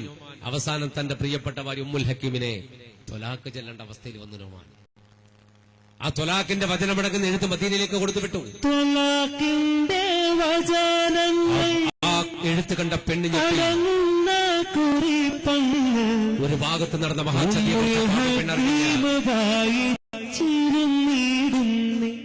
പിന്നെ കൽഭാഗം തേങ്ങി പൊട്ടി കറങ്ങിടുന്നേ. ഉമ്മുൽ ഹക്കീം എന്ന് പറയുന്ന ആ പെണ്ണിനെ ത്വലാഖ് ചൊല്ലി നൊമാൻ എന്ന ഭർത്താവ്. ഇദ്ദയുടെ കാലഘട്ടം കഴിഞ്ഞു. ഇദ്ദയുടെ കാലഘട്ടം കഴിഞ്ഞപ്പോ മഹാനെ തങ്ങള് നമ്മുടെ സദസ്സിലേക്ക് കടന്നു വരുന്നുണ്ട്. വഹറബുൽ ഇസ്സത്ത് ദീർഘായുസ്സും ആഫിയത്തും നൽകി അനുഗ്രഹിക്കുമാറാകട്ടെ.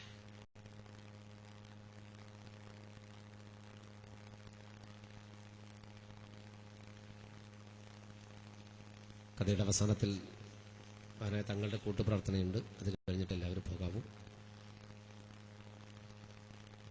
ത്വലാഖ് ചെല്ലപ്പെട്ടു ഉമ്മുൽ ഹക്കീം എന്ന പെണ്ണിനെ. ഇദ്ദയുടെ കാലഘട്ടത്തിന് ശേഷം ഒരു രാജഭടന്റെ കയ്യിൽ യസീദ് മറ്റൊരു കത്തെഴുതി. ആ കത്തുമായി രാജഭടൻ മദീനയിലേക്ക് പുറപ്പെട്ടു. അപ്പൊ പ്രത്യേകം പറഞ്ഞിട്ടുണ്ട്, ആരും കാണാൻ പാടില്ല കത്ത്. അങ്ങനെ രഹസ്യമായി കത്തുമായിട്ട് ഇവൻ മദീനയിലേക്ക് പുറപ്പെട്ടു, ഉമ്മുൽ ഹക്കീമിന്റെ വീട്ടിലേക്ക്. സത്യത്തിൽ അസർ റളിയല്ലാഹു അൻഹു ഈ പെണ്ണിനെ ത്വലാഖ് ചെല്ലപ്പെട്ട വിവരം അറിഞ്ഞപ്പോ ആ വീട് ശ്രദ്ധിക്കാറുണ്ട്. അവിടെ ആരെങ്കിലും കയറിപ്പോണ്ടോ വല്ല അടങ്ങാറുണ്ടോ എന്ന്.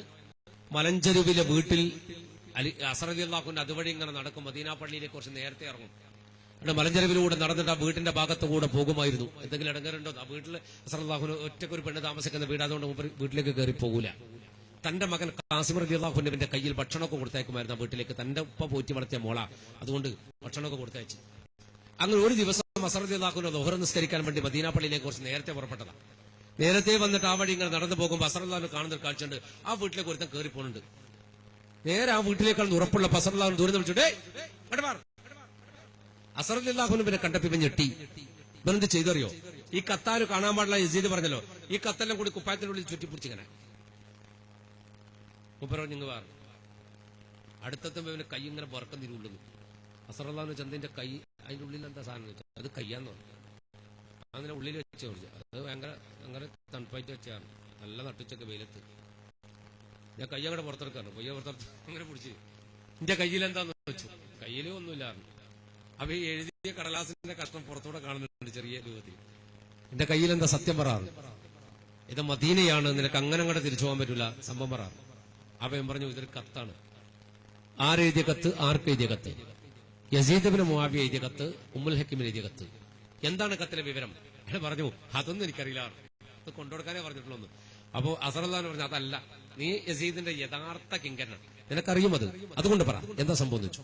അപ്പൊ ഇവൻ നിർബന്ധിക്കപ്പെട്ട ഇവൻ പറഞ്ഞു, ആ വീട്ടിലെ പെണ്ണിനെ ഭർത്താവ് ത്വലാഖ് ചെല്ലിയ വിവരം അറിഞ്ഞിട്ട് യസീദ് അവളെ കല്യാണം കഴിക്കാൻ ആഗ്രഹിക്കുന്നു, അതിനുള്ള കത്താണെന്ന്. അപ്പൊ അസർ റളിയല്ലാഹു അൻഹു പറഞ്ഞു, നീ ഇത്ര വേദാറായിട്ട് പറഞ്ഞത്, നീ പോയിക്കോളൂ കത്ത് കൊടുക്കുന്നുണ്ട്. ഇവൻ ഒരടി അങ്ങ് നടന്ന അസർ റളിയല്ലാഹു അൻഹു എന്തോ ഓർത്തിട്ട് പറഞ്ഞു, ഇങ്ങോട്ട് പോലാ. ഇവൻ പറഞ്ഞു, എല്ലാ മനുഷ്യൻ നിങ്ങളെന്തീ പറയണത്? പോവെന്ന് പറഞ്ഞിട്ട് പോവാം, വാ എന്ന് പറഞ്ഞിട്ട് പിന്നെയും വിളിക്കും, എന്താന്ന് ചോദിച്ചു. അപ്പൊ നീ ഒരു കാര്യം, നീ പോയിട്ട് കത്ത് കൊടുക്ക്. ഇയാളോ അതിനല്ലേ ഞാനീ പോന്ന്. കത്ത് കൊടുത്തിട്ട് ജീവിതത്തിൽ ഒരിക്കലും യസീദിനെ ഭർത്താവായി വേണ്ട എന്നവൾ പറഞ്ഞാൽ നീ വീട്ടിന്റെ മുറ്റത്തിറങ്ങണം, എന്നിട്ട് നീ രണ്ടാമത് കയറണം. അപ്പൊ അവൻ പറഞ്ഞു, എന്നിട്ട് ആ പെണ്ണ് മുട്ടുംകാലം അടിച്ചു പൊട്ടിക്കാൻ നിങ്ങൾക്ക് ദൂരെ നിന്ന് നോക്കാനായിരിക്കും അല്ലെ? അതല്ല, യസീദിന്റെ ദൂതനായിട്ട് വന്ന നീ വീട്ടിന്റെ മുറ്റത്തേക്ക് ഇറങ്ങി പിന്നെ കയറുമ്പോ നീ എന്റെ ദൂതനാണ്, എന്റെ അംബാസഡർ. നീ അവളോട് പറയണം, ഹസൻ നിന്നെ കല്യാണം കഴിക്കാൻ ആഗ്രഹിക്കുന്നു എന്ന്. എന്നിട്ട് ആ മറുപടിയും കൂടി ഇങ്ങോട്ട് പറഞ്ഞു. അപ്പൊ ഇവൻ പറഞ്ഞു, അതാ ഇവിടെ ഇങ്ങനെ നോക്കി നിൽക്കുന്നല്ലേ, നമ്മള് പറയാപ്പാ നമ്മ ഏതായാലും ബ്രോക്കർ ആയിവോ. ഇവരോടി ആ വീട്ടിൽ വാതിലിന് തട്ടി കരഞ്ഞു കലങ്ങിയ കണ്ണുമായി ഉമ്മുൽ ഹക്കീം വാതിൽ തുറന്നു. യസീദിന്റെ കത്താണ്ട് കൊടുത്തു. ഉമ്മുൽ ഹക്കീം ആ കത്ത് വായിച്ചു. കത്തിൽ ഇങ്ങനെയാണ്, പ്രിയപ്പെട്ട ഉമ്മുൽ ഹക്കീം, നിന്റെ ഭർത്താവിന്റെ ത്വലാഖ് ചെല്ലിയ വിവരം ഞാൻ അറിയുന്നു. ഏതായാലും നീ ബേജാറാവേണ്ട, ഒരു പട്ടാളക്കാരനെ തലാക്കില്ലത്, രാജ്യം ഭരിക്കുന്ന ഖലീഫ നിന്നെ കല്യാണം കഴിക്കാൻ ആഗ്രഹിക്കുന്നുണ്ട്, നിന്റെ മറുപടിക്ക് പ്രതീക്ഷിക്കും. ആ കത്ത് അങ്ങോട്ട് ചുരുട്ടി ഒറ്റേറങ്ങ് വെച്ചിട്ട് ഇവന്റെ മുഖത്തേക്ക് കൊണ്ടുവന്നവന്റെ മുഖത്തേക്ക് ഇവൻ ഞെട്ടി. ഇവൻ വിചാരിച്ച് എലി വീണതാണ്. അങ്ങ് നോക്കിയിട്ട് പറഞ്ഞു, നീ എറിഞ്ഞതല്ലേ? അപ്പം പറഞ്ഞു, ഈ വിവരം പറഞ്ഞിട്ട് ഇനി പടിവാതിക്കൽ നീ കടക്കാൻ പാടില്ല. നിന്നെപ്പോലെ വേറൊരുത്തം വന്നിട്ട് എന്റെ ഭർത്താവിനെ കൂട്ടിക്കൊണ്ടുപോയതാ, യസീദ് വിളിക്കുന്നത് പറഞ്ഞിട്ട്. പിന്നെ എന്റെ ഭർത്താവ് എന്നെ ത്വലാഖ് ചെല്ലിയ കത്താണ് എനിക്ക് ഇവിടെ കിട്ടിയത്. ഇപ്പൊ എന്നെ കല്യാണം കഴിക്കാൻ കത്തോ? ഈ വിവരം പറഞ്ഞ് ഇങ്ങോട്ട് വരാൻ പാടില്ല, ഇറങ്ങിപ്പോ. പുറത്തിറങ്ങിയപ്പോഴാണ് അസർ റളിയല്ലാഹു അൻഹു പറഞ്ഞു ഓർമ്മ വന്നു. ഇപ്പൊ രണ്ടാമത് കയറിയപ്പോ വിളി വെച്ചു, ഉമ്മലൊക്കെ വെച്ചു, എനിക്ക് എന്താണ് ഉദ്ദേശം, എന്താ പരിപാടി വെച്ചു. അടിച്ചിന്റെ മുട്ട കൂട്ടിക്ക് പറയുമ്പോൾ മുട്ടാടുന്നോട്ട്, മുട്ട ഒരു പാവം മുട്ടല്ലേ, അപ്പൊ അതെന്തിനാ നിങ്ങൾ തല്ലുന്നു, അടുക്കട്ട്. ഞാൻ ഹസനെ കണ്ടിരുന്നു, വരുന്ന വഴിയിൽ ഹസനെ കണ്ടിരുന്നു. അപ്പൊ ചെയ്ത് ഹസൻ ഇബ്നു അലി റളിയല്ലാഹു അൻഹുവിന്റെ മകനായ ഹസൻ എന്ന് പറഞ്ഞാൽ അറിയാലോ, ആ വീട്ടിൽ ജീവിച്ച പെണ്ണാണല്ലോ ഇത്. എന്നിട്ട് വെച്ചു, എന്താണ് ഹസൻ പറഞ്ഞത് വെച്ചു. അപ്പൊ പറഞ്ഞു, യസീദിനെ നിങ്ങൾക്ക് ഭർത്താവായിട്ട് വേണമെങ്കിൽ ഹസൻ നിങ്ങളെ കല്യാണം കഴിക്കാൻ ആഗ്രഹിക്കും. അസർ റളിയല്ലാഹു അൻഹുവിനെ സംബന്ധിച്ചിടത്തോളം ഇവിടെ രക്ഷപ്പെടുത്താൻ ഒരു ബാധ്യതയാണ്. ഇപ്പോൾ റളിയല്ലാഹു അൻഹു പോറ്റിയ മകളാണ്. അപ്പോ പിന്നെ കല്യാണം കഴിക്കാൻ ആഗ്രഹിക്കുന്നു എന്ന് പറഞ്ഞിട്ടുണ്ടാണ്. ഇവള് പറഞ്ഞു, അൽഹംദുലില്ലാഹ് ഞാൻ സമ്മതിച്ചു, വിവരം പറഞ്ഞു, ഞാൻ സമ്മതിച്ചു. ഇവനൊരു ഓട്ടോ ഓടിയിട്ടുണ്ട്, ഇറങ്ങിയിട്ട് മുറ്റത്തേക്ക് ചാടിയിട്ട് ഓടുമ്പോ പിടിച്ചു, ഇങ്ങക്കന്നെ എന്ത് ഇങ്ങക്കന്നെ. ഓടി വന്നിട്ട് പറഞ്ഞു, നിങ്ങൾക്ക് തന്നെ. എന്താ? ആ പെണ്ണ് സമ്മതിച്ചു നിങ്ങളെ കല്യാണം കഴിക്കാൻ. ആ വിവരവുമായി അവൻ നമസ്കാരത്തിലേക്ക് മദീന ഗവർണറുമായി ആലോചിച്ച് മഹാനായ ഹസൻ ബിൻ അലി റളിയല്ലാഹു അൻഹു ഉമ്മുൽ ഹക്കീമിനെ നിക്കാഹ് ചെയ്തു. ചേർന്നു പുണ്യസനോടൊത്തിടുന്നു കാവ്യമോർത്ത നേരമേല രാജഞ്ഞെത്തുന്നു വാർത്തയാറിഞ്ഞു ഹക്കീമിന്ന് ചേർന്നു പൊന്നസനോടൊത്തിരുന്നു കാര്യമോർത്ത നേരമേലായി രാജൻ ഞെട്ടുന്നു വാർത്തയറിഞ്ഞു. ഈ സമയം ചിന്തയേറി എന്തു ചെയ്യാനെന്ന് കൂറി തത്സമയം ജഫറിനെ കണ്ടുറയുന്നേ കാര്യമോതുന്നേ.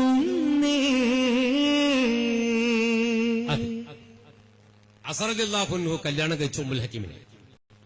സത്യത്തിൽ ഈ വിവരം യസീദ് അറിഞ്ഞു. യസീദ് ഒരു ഭ്രാന്തനെ പോലെ 4 ബൈക്ക് ഓടാൻ തുടങ്ങി. എന്തൊക്കെ തട്ടിപ്പ് നടത്തിയിട്ടാ ഞാൻ ആ ലക്ഷ്യത്തിലെത്തി. അവിടെ എത്തും അതും പൊട്ടിപ്പോ സൈകെട്ട യസീദ് വിളിച്ചു, ആരെവിടെ? ഓടി വന്ന പട്ടാളക്കാരോട് ചോദിച്ചു, ജാഫർ എവിടെ? ഏത് ജാഫർ? മദീനത്ത് നിന്ന് പട്ടാളത്തിൽ ചേർന്ന ജാഫർ എവിടെ? ആരാണ് ജാഫർ എന്നറിയോ? ഹസൻ റളിയല്ലാഹു അൻഹുവിന്റെ അളിയൻ, ഭാര്യ. ഹസൻ റളിയല്ലാഹു അൻഹുവിന് ആദ്യ ഭാര്യയുണ്ട് ജാദ. ആ ജാദയുടെ സഹോദരനാണ് ജാദ. ഭാര്യന്റെ സഹോദരൻ നമ്മളെന്താ പറയാ? ഭാര്യക്ക് സഹോദരന്മാരില്ലാത്തതിനെ കല്യാണം കഴിക്കില്ലെങ്കിൽ അളിയൻ തന്നെയാണ്. ഞാൻ വിചാരിച്ച അളിയന്മാരില്ലാത്തതിന് ഞങ്ങൾ മംഗലം കഴിക്കില്ല. ആരും ഉണ്ടാകാണ്ടപ്പോ വിചാരിച്ചു. അപ്പൊ ഭാര്യയുടെ സഹോദരൻ ജാഫറിനെ വിളിച്ചു. ഹസറല്ലാഹുവിന്റെ ആദ്യ ഭാര്യ ജാദയുടെ സഹോദരനെ വിളിച്ചിട്ട് പറഞ്ഞു, ജാഫറെ, നിന്റെ സഹോദരി ഭർത്താവുണ്ടല്ലോ പുതിയാപ്പിള, വേറൊരു കല്യാണം കഴിച്ചിട്ടുണ്ട്. ഞാൻ ഇഷ്ടപ്പെടുന്ന പെണ്ണിനാണ് കഴിച്ചിട്ടുള്ളത്. അതുകൊണ്ട് അവളെ എന്റെ അടുക്കൽ എത്തിക്കണം. അതിന്റെ ദൗത്യം നീ ഏറ്റെടുക്കണം. അതിന് തടസ്സം നിന്റെ പുതിയാപ്പിള അതിന് തടസ്സം നിന്നാൽ കൊന്നിട്ടെങ്കിലും നീ അവളെ എന്റെ മുന്നിൽ കൊണ്ടുവരണം. നിന്നെ ഞാൻ ബസറയുടെ ഗവർണറാക്കുന്നു. ജാഫറിനറിയാൻ നേരാവണ്ണം പോയിട്ട് വാളെടുത്ത് വീശിയിട്ട് കൊല്ലാൻ കഴിയൂല ഹസറല്ലാഹുവിനെ. തന്ത്രപൂർവ്വം കാര്യങ്ങൾ നടത്താൻ ജാഫർ തീരുമാനിച്ചു. അവൻ മദീനത്ത് വരുന്നുണ്ട്. വരുമ്പോ കൊണ്ടുവരുന്ന മാരകമായ ഒരു കുപ്പി രോഷവിഷമാണ്. രോഷവിഷം എന്ന് പറഞ്ഞാൽ നമ്മുടെ ഇന്നത്തെ ഭാഷയിൽ സയനൈഡ് പോലത്തെ ഒരു സാധനമാണ്. എന്ന് പറഞ്ഞാൽ ഒരു തുള്ളി മതി ഒരു ആനയെ കൊല്ലാൻ. അത്ര മാരകമായ രോഷവിഷവുമായിട്ട് ഒരു കുപ്പി വിഷവുമായിട്ട് അവൻ മദീനയിൽ വന്നു. മദീനയിൽ വന്നിട്ട് ഹസൻ റളിയല്ലാഹുവിന്റെ വീട്ടിൽ വന്നു. ഹസൻ റളിയല്ലാഹുവിന്റെ വീട് എന്ന് പറഞ്ഞാൽ നബി കുടുംബം ഒന്നിച്ച് താമസിക്കുന്നതാണ്. എന്ന് പറഞ്ഞാൽ ഈത്തപ്പനയുടെ ഓല കൊണ്ട് മട്ടൽ കൊണ്ട് വെട്ടിയുണ്ടാക്കിയ ആ ചെറ്റപ്പുര. ഒരു മുറിക്കകത്ത് തന്റെ ഭാര്യ, മറ്റൊരു മുറിക്കകത്ത് ഹുസൈൻ റളിയല്ലാഹുവിന്റെ ഭാര്യ, വേറൊരു മുറിക്കകത്ത് സൈനബ് സഹോദരി. അങ്ങനെ ഒരു കുടുംബമായിട്ട് ഇങ്ങനെ ഒരു ഓലപ്പുര കെട്ടിയിട്ട് ഇങ്ങനെ ഓരോ മുറിക്കകത്ത് താമസിക്കാണ്.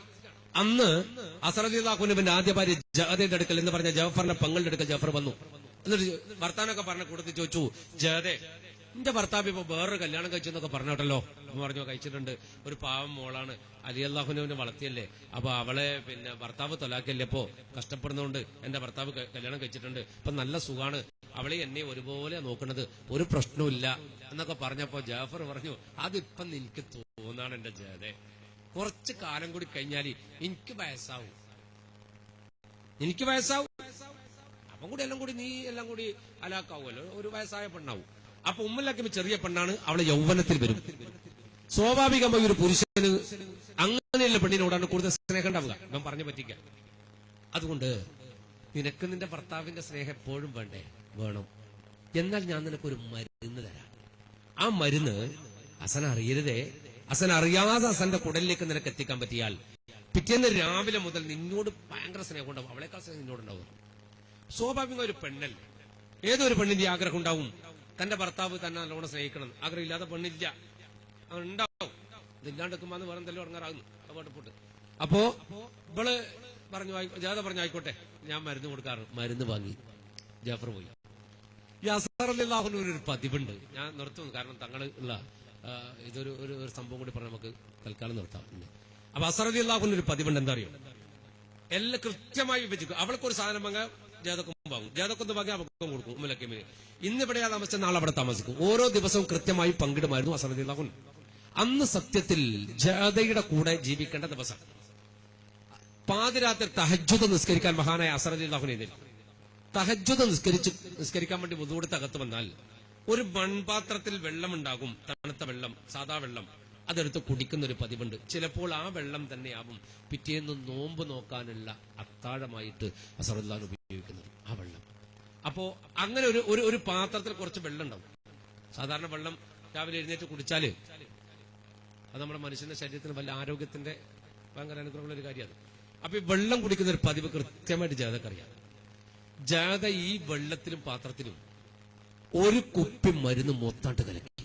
അവൾക്കറിയില്ലല്ലോ ഒരു തുള്ളി മതി ഒരു ആനയെ കൊല്ലാൻ. എന്നിട്ട് അത് അടച്ചു വെച്ചു. അസ്ഹർ റളിയല്ലാഹു അൻഹു ജാഥയുടെ കൂടെ താമസിച്ച ദിവസം, അന്നത്തെ പാതിരാത്രി അസ്ഹർ റളിയല്ലാഹു അൻഹു ഒന്ന് കുളിച്ചു.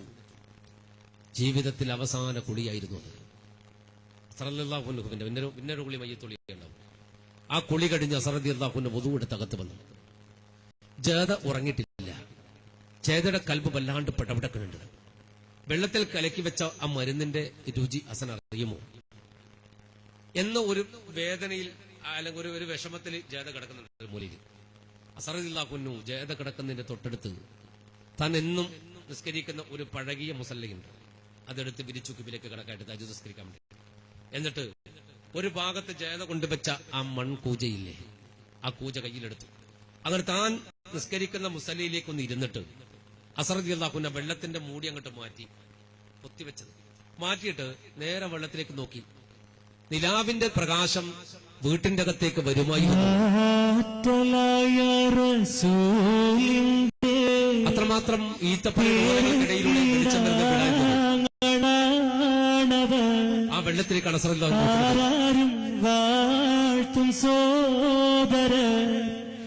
ആരംഭ പേർ ഹസൻ ഹുസൈൻ. ഹസനുണ്ടൊരു ഭാര്യ ജഹദ എന്നാണവൾക്കു പേർ. ശത്രുപക്ഷത്ത് നിന്നവൾ വഞ്ചനയിൽ പിറന്നവൾ. ആ വെള്ളത്തിലേക്ക് അസ്ഹർ റളിയല്ലാഹു അൻഹു നോക്കി. ജാഥ ഉറങ്ങിയിട്ടില്ല. ജാഥന്റെ കൽബ് വല്ലാണ്ട് വിഷമിക്കുന്നുണ്ട്. പക്ഷെ അല്ലാഹുവിന്റെ വിധിയാണല്ലോ.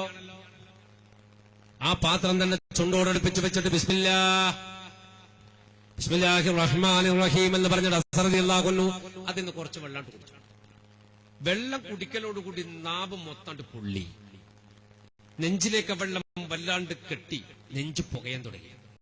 സാധാരണ നമ്മൾ നെഞ്ചത്ത് വെള്ളം എന്തെങ്കിലും വിഷം വന്നാൽ പിന്നെയും വെള്ളം കുടിക്കുമല്ലോ. അസ്ഹർ റളിയല്ലാഹു അൻഹു 2 തവണ കൂടി വെള്ളം കുടിച്ചു. വെള്ളം കുടിച്ചിട്ട് പാത്രം എല്ലാം അവിടേക്ക് മാറ്റിവെച്ചു. പാത്രം മാറ്റിവെച്ച മുസല്ലയിലേക്ക് എഴുന്നേറ്റ് നിന്ന് തഹജ്ജുദ് നിസ്കരിക്കാൻ വേണ്ടി മഹാനായ അസ്ഹർ റളിയല്ലാഹു അൻഹു കൈകെട്ടുകയാണ്. അല്ലാഹു അക്ബർ. എന്നാൽ രോഷവിഷം കൊടുത്തവൾ സ്നേഹത്തിന് പകരമായി മൗത്ത് കൊടുത്ത പിന്നവൾ. ആ വെള്ളം അസ്ഹർ റളിയല്ലാഹു അൻഹു കുറച്ചുകൂടി കുടിച്ചിട്ട് കൈകെട്ടിയതാ. ഫാത്തിഹ ഓതാൻ തുടങ്ങിയ അസ്ഹർ റളിയല്ലാഹു അൻഹു പെട്ടെന്നൊരു ഒച്ചയോടുകൂടി ആ മുസല്ലയിലേക്ക് മറിഞ്ഞു വീണു. മറുഭാഗത്തെ മുറിയിൽ തഹജ്ജുദ് നിസ്കരിക്കാൻ വേണ്ടി എഴുന്നേറ്റ ഉസൈർ റളിയല്ലാഹു അൻഹു, അസ്ഹർ റളിയല്ലാഹുവിന്റെ അനുജനാണ്. ഉസൈർ റളിയല്ലാഹു അൻഹു ചാടി തഹജ്ജുദ് നിസ്കരിക്കാൻ എഴുന്നേറ്റപ്പോൾ ഈ ശബ്ദം കേട്ടിട്ട് ചാടി വന്നു. പക്ഷെ ഒരു ഭാര്യയും കർത്താവും കിടക്കുന്ന മുറിയാണ്, അങ്ങനെ അങ്ങോട്ട് കയറിയാൻ പറ്റൂല. പുറത്ത് സലാം ചൊല്ലിയപ്പോ ഈ നെഞ്ചമർത്തിയിട്ട് കിടന്ന് പെടയുന്ന അസ്ഹർ റളിയല്ലാഹു അൻഹു ജാഥയോട് പറഞ്ഞു, എന്റെ അനുജൻ വന്നിട്ടുണ്ട്, നീ ഒന്ന് പുറത്തേക്ക് മാറി നിൽക്ക്. ഉസൈർ റളിയല്ലാഹു അൻഹു അകത്തേക്ക് കയറി വരുമ്പോ കാണുന്നത് മുസല്ലയിൽ കിടന്നിട്ട് ഇങ്ങനെ നെഞ്ചമർത്തി പെടക്കണ മഹാനാ അസ്ഹർ റളിയല്ലാഹു അൻഹുവിനെ. മൂപ്പര് നിലത്തിരുന്നു.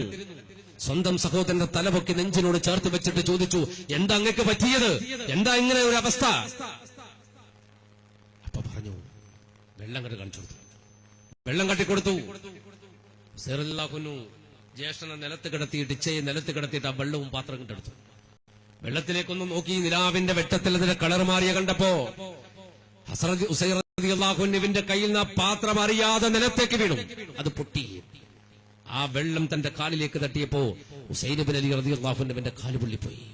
ഹുസൈൻ റളിയല്ലാഹു ഉറപ്പായി മാരകമായി വിഷം കലർത്തിയ വെള്ളമാണെന്ന് തിരിച്ചു വന്നിട്ട് സ്വന്തം സഹോദരന്റെ തല വീണ്ടും പൊക്കി നെഞ്ചിനോട് ചേർത്ത് വെച്ച് തിരുമ്പി കൊടുത്തുകൊണ്ട് ചോദിച്ചു, ആരാണ് ചതി ചെയ്തത്?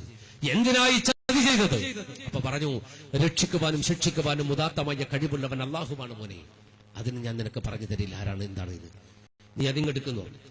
മുറിയുടെ മൂലയിൽ കെട്ടിവെച്ചൊരു തുണിയുടെ കെട്ട് അതെടുത്തു ഹുസൈൻ കൊണ്ടുവന്നപ്പോ പറഞ്ഞു, അത് നീ ഒന്ന് അഴിച്ച് മാറ്റുന്നു. കെട്ടങ്ങട്ട് അഴിച്ചു മാറ്റി അതിന്റെ അകത്ത് കിടന്ന കിടപ്പിൽ ഒന്നിങ്ങനെ കൈയിട്ട് വരതിയിട്ട് ഒരു പിടി മണ്ണെടുത്തു. ഒരു പൊതി, അത് മണ്ണാണ്. അലി റളിയല്ലാഹു വഫാത്താമ കൊടുത്ത മണ്ണ്. ആ മണ്ണെടുത്തിട്ട് ഹുസൈന്റെ കയ്യിലേക്ക് കൊടുത്ത് പറഞ്ഞു, മോനെ ഇതൊന്നും നീ പഠിക്കണം. ഇതെന്താണ്? ഇതല്പം മണ്ണാണ്. എന്തിനയച്ച ഈ മണ്ണിന്റെ കയ്യിലേക്ക് തരുന്നത്? ഇതേത് മണ്ണ്?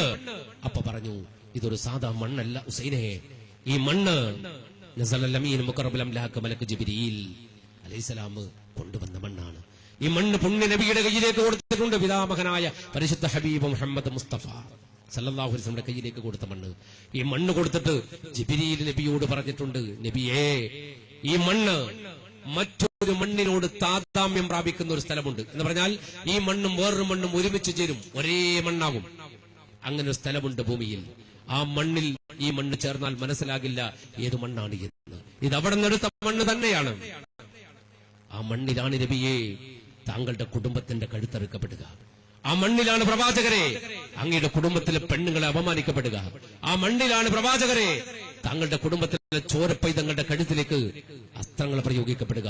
ചോരഭംഗിലമാകുന്ന ഒരു മണ്ണാണിതെന്ന് പറഞ്ഞിട്ട് റസൂലുള്ളാഹി അയ്യാരുടെ കയ്യിലേക്ക് കൊടുത്തത്. അലി ഇബ്നു അബീ ത്വാലിബ് എന്ന നമ്മുടെ പിതാവ് മരണഘട്ടത്തിൽ എന്റെ കയ്യിലേക്ക് തന്ന മണ്ണാണ് മോനെ ഇത് നീ സൂക്ഷിക്കണം. ഈ മണ്ണ് മറ്റൊരു മണ്ണിനോട് ചേരുന്ന സ്ഥലത്ത് നമ്മുടെ കുടുംബം തകർന്നു പോകുമെന്ന ബോധം നിനക്ക് എപ്പോഴും ഉണ്ടാകണം. ഹുസൈനെ, ഒരു കാര്യം കൂടി ഞാൻ നിന്നോട് പറഞ്ഞു തരാം. ചില രാത്രികൾ നീ എന്നെ കാണാറില്ലല്ലോ, ചില രാത്രികൾ ഞാൻ നിന്റെ അടുക്കൽ ഉണ്ടാവാറില്ലല്ലോ. ഞാൻ എന്തിനാണ് പോകുന്നത് നീ മനസ്സിലാക്കിയിട്ടുണ്ടോ? എന്റെ പിതാവ്, നിന്റെ പിതാവ് അലി റളിയല്ലാഹു അൻഹു വഫാത്താകും എന്നോട് വസിയത്ത് നടത്തിയിരുന്നു, ഹുസൈന്റെ കുടുംബത്തെയും എന്റെ കുടുംബത്തെ പോലെ നോക്കണമെന്ന്. എന്റെ കുടുംബത്തെ നോക്കാൻ യസീദ് മാലിഖാൻ എന്ന പെൻഷൻ നിർത്തിയപ്പോൾ സാമ്പത്തികമായി തകർന്നുപോയി നമ്മുടെ കുടുംബം മോനെ. അങ്ങനെ പാതിരാവിന്റെ പാതിവേളയിൽ ജൂതന്മാരുടെ ഈ തപ്പനത്തോട്ടം ഞാൻ നേരം വെളുക്കണവരെ വെള്ളം കോരി നനയ്ക്കാറുണ്ട്. ആ ജൂതന്മാർക്ക് ഞാൻ പണിയെടുത്ത് കൊടുത്തിട്ട് ആ കാശും അധ്വാനിച്ച് നേരം വെളുക്കുന്നവരെ അധ്വാനിച്ച കാശ് നമ്മുടെ കുടുംബത്തിന് വേണ്ടി ജീവിക്കാൻ വേണ്ടി, കുടുംബത്തിന് ഭക്ഷണം കൊടുക്കാൻ വേണ്ടി ഞാൻ രാപ്പകലില്ലാതെ കഷ്ടപ്പെട്ടിട്ടുണ്ട് ഹുസൈനെ. അതുകൊണ്ട് നാളെ മശ്ശറയിൽ പിതാവിന്റെ മുന്നിൽ നീ എനിക്കെതിരെ സാക്ഷി പറഞ്ഞേക്കരുത് മോനെ എന്ന് പറഞ്ഞിട്ട് വീണ്ടും പറഞ്ഞു, നീ ഒന്ന് പുറത്തു നിൽക്കണം, എനിക്ക് എന്റെ ഭാര്യയെ ഒന്ന് കാണണം.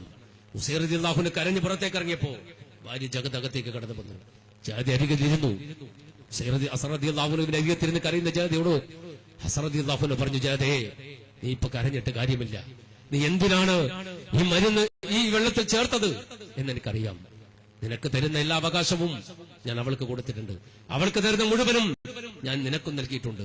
ഒരു ദിവസം പോലും ഞാൻ അധികമായി അവളുടെ അടുക്കൽ ചെലവഴിച്ചിട്ടില്ല. അവളെ രക്ഷപ്പെടുത്തുക എന്ന ഉദ്ദേശത്തിൽ മാത്രമാണ് ജയതയെ ഞാൻ അവളെ നിക്കാഹ് ചെയ്തത്. എന്നിട്ടും എന്റെ മോളെ നീ എനിക്ക് മാരകമായ വിഷം നൽകിയത്. എന്നിട്ടും എന്തേ പെണ്ണെ, ലോകത്തൊരു ഭാര്യയും ഭർത്താവിനോട് ചെയ്യാൻ പറ്റാത്ത നീതി നീ എന്നോട് ചെയ്തത്. ഞാൻ നിനക്കൊന്നും ചെയ്തു തന്നിട്ടില്ലല്ലോ, നിനക്കെതിരെ ഞാൻ ഒന്നും പ്രവർത്തിച്ചിട്ടില്ലല്ലോ, നിനക്ക് ന്യായമായതൊക്കെ ഞാൻ അവകാശപ്പെട്ടതൊക്കെ നൽകിയിട്ടില്ല ജയതേ. എന്നിട്ടും നീ എന്നോട് കാട്ടേണ്ട ചതി ഇതല്ലല്ലോ പെണ്ണേ. പക്ഷെ ഞാൻ നിനക്ക് പൊരുത്തപ്പെട്ടു തരാം, ഞാൻ നിനക്ക് പൊരുത്തപ്പെട്ടു തന്നേക്കാം. ഞാൻ നിനക്ക് പൊരുത്തപ്പെട്ടു തന്നില്ലെങ്കിൽ അള്ളാഹു എന്റെ പെണ്ണിന് പൊരുത്തപ്പെട്ടു തരില്ല. നിനക്ക് നരകമായി പോകും നിന്റെ അവസാന ഗേഹം. അത് പാടില്ല ജയതേ. ഒരു ഭർത്താവിന്റെ പൊരുത്തമില്ലാതെ ഒരു ഭാര്യ മരിച്ചാൽ ആ ഭാര്യക്ക് നരകമാണ്, സ്വർഗം കിട്ടില്ല. അതുകൊണ്ട് നിന്റെ ഭർത്താവ് എന്ന നിലയിൽ മരണഘട്ടത്തിൽ പോലും ഞാൻ നിനക്ക് പുറത്തു തന്നേക്കാം ജയതേ എന്ന് പറഞ്ഞിട്ട് ഹുസൈൻ റളിയല്ലാഹു അൻഹുവിനെ അകത്തേക്ക് വിളിക്കാൻ ജയതയോട് പറഞ്ഞിട്ട് പറഞ്ഞു, ജയതേ, നീ ഒന്ന് മാറി നിൽക്ക്, നിന്റെ മുഖം കണ്ട് മരിക്കാൻ എനിക്ക് താല്പര്യമില്ലല്ലോ കുട്ടി എന്ന് പറഞ്ഞപ്പോ ജയത പുറത്തേക്ക് പോയി. ഹസൻ റളിയല്ലാഹു അൻഹുവിന്റെ അടുക്കലേക്ക് ഹുസൈൻ റളിയല്ലാഹു അൻഹു വന്നു. ഹുസൈൻ റളിയല്ലാഹു അൻഹു വീണ്ടും സഹോദരനെ ചേർത്ത് പിടിച്ചിട്ട് പൊട്ടിക്കരയുമ്പോ ലാ ഇലാഹ ഇല്ലല്ലാഹ് എന്ന വിശുദ്ധമായ കലിമ ഉച്ചരിച്ചിട്ട് ഹുസൈൻ റളിയല്ലാഹു അൻഹുവിന്റെ നെഞ്ചിൽ കിടന്നിട്ട് ഹസൻ റളിയല്ലാഹു അൻഹു എന്നേക്ക് പോയി.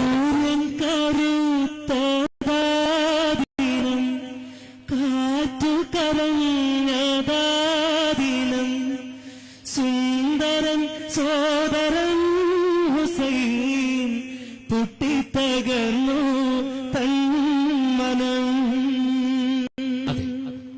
ഹുസൈൻ റളിയല്ലാഹു അൻഹു ഓടി പുറത്തേക്ക് വന്നു. ജയതയോട് ചോദിച്ചു, ആരാണ്?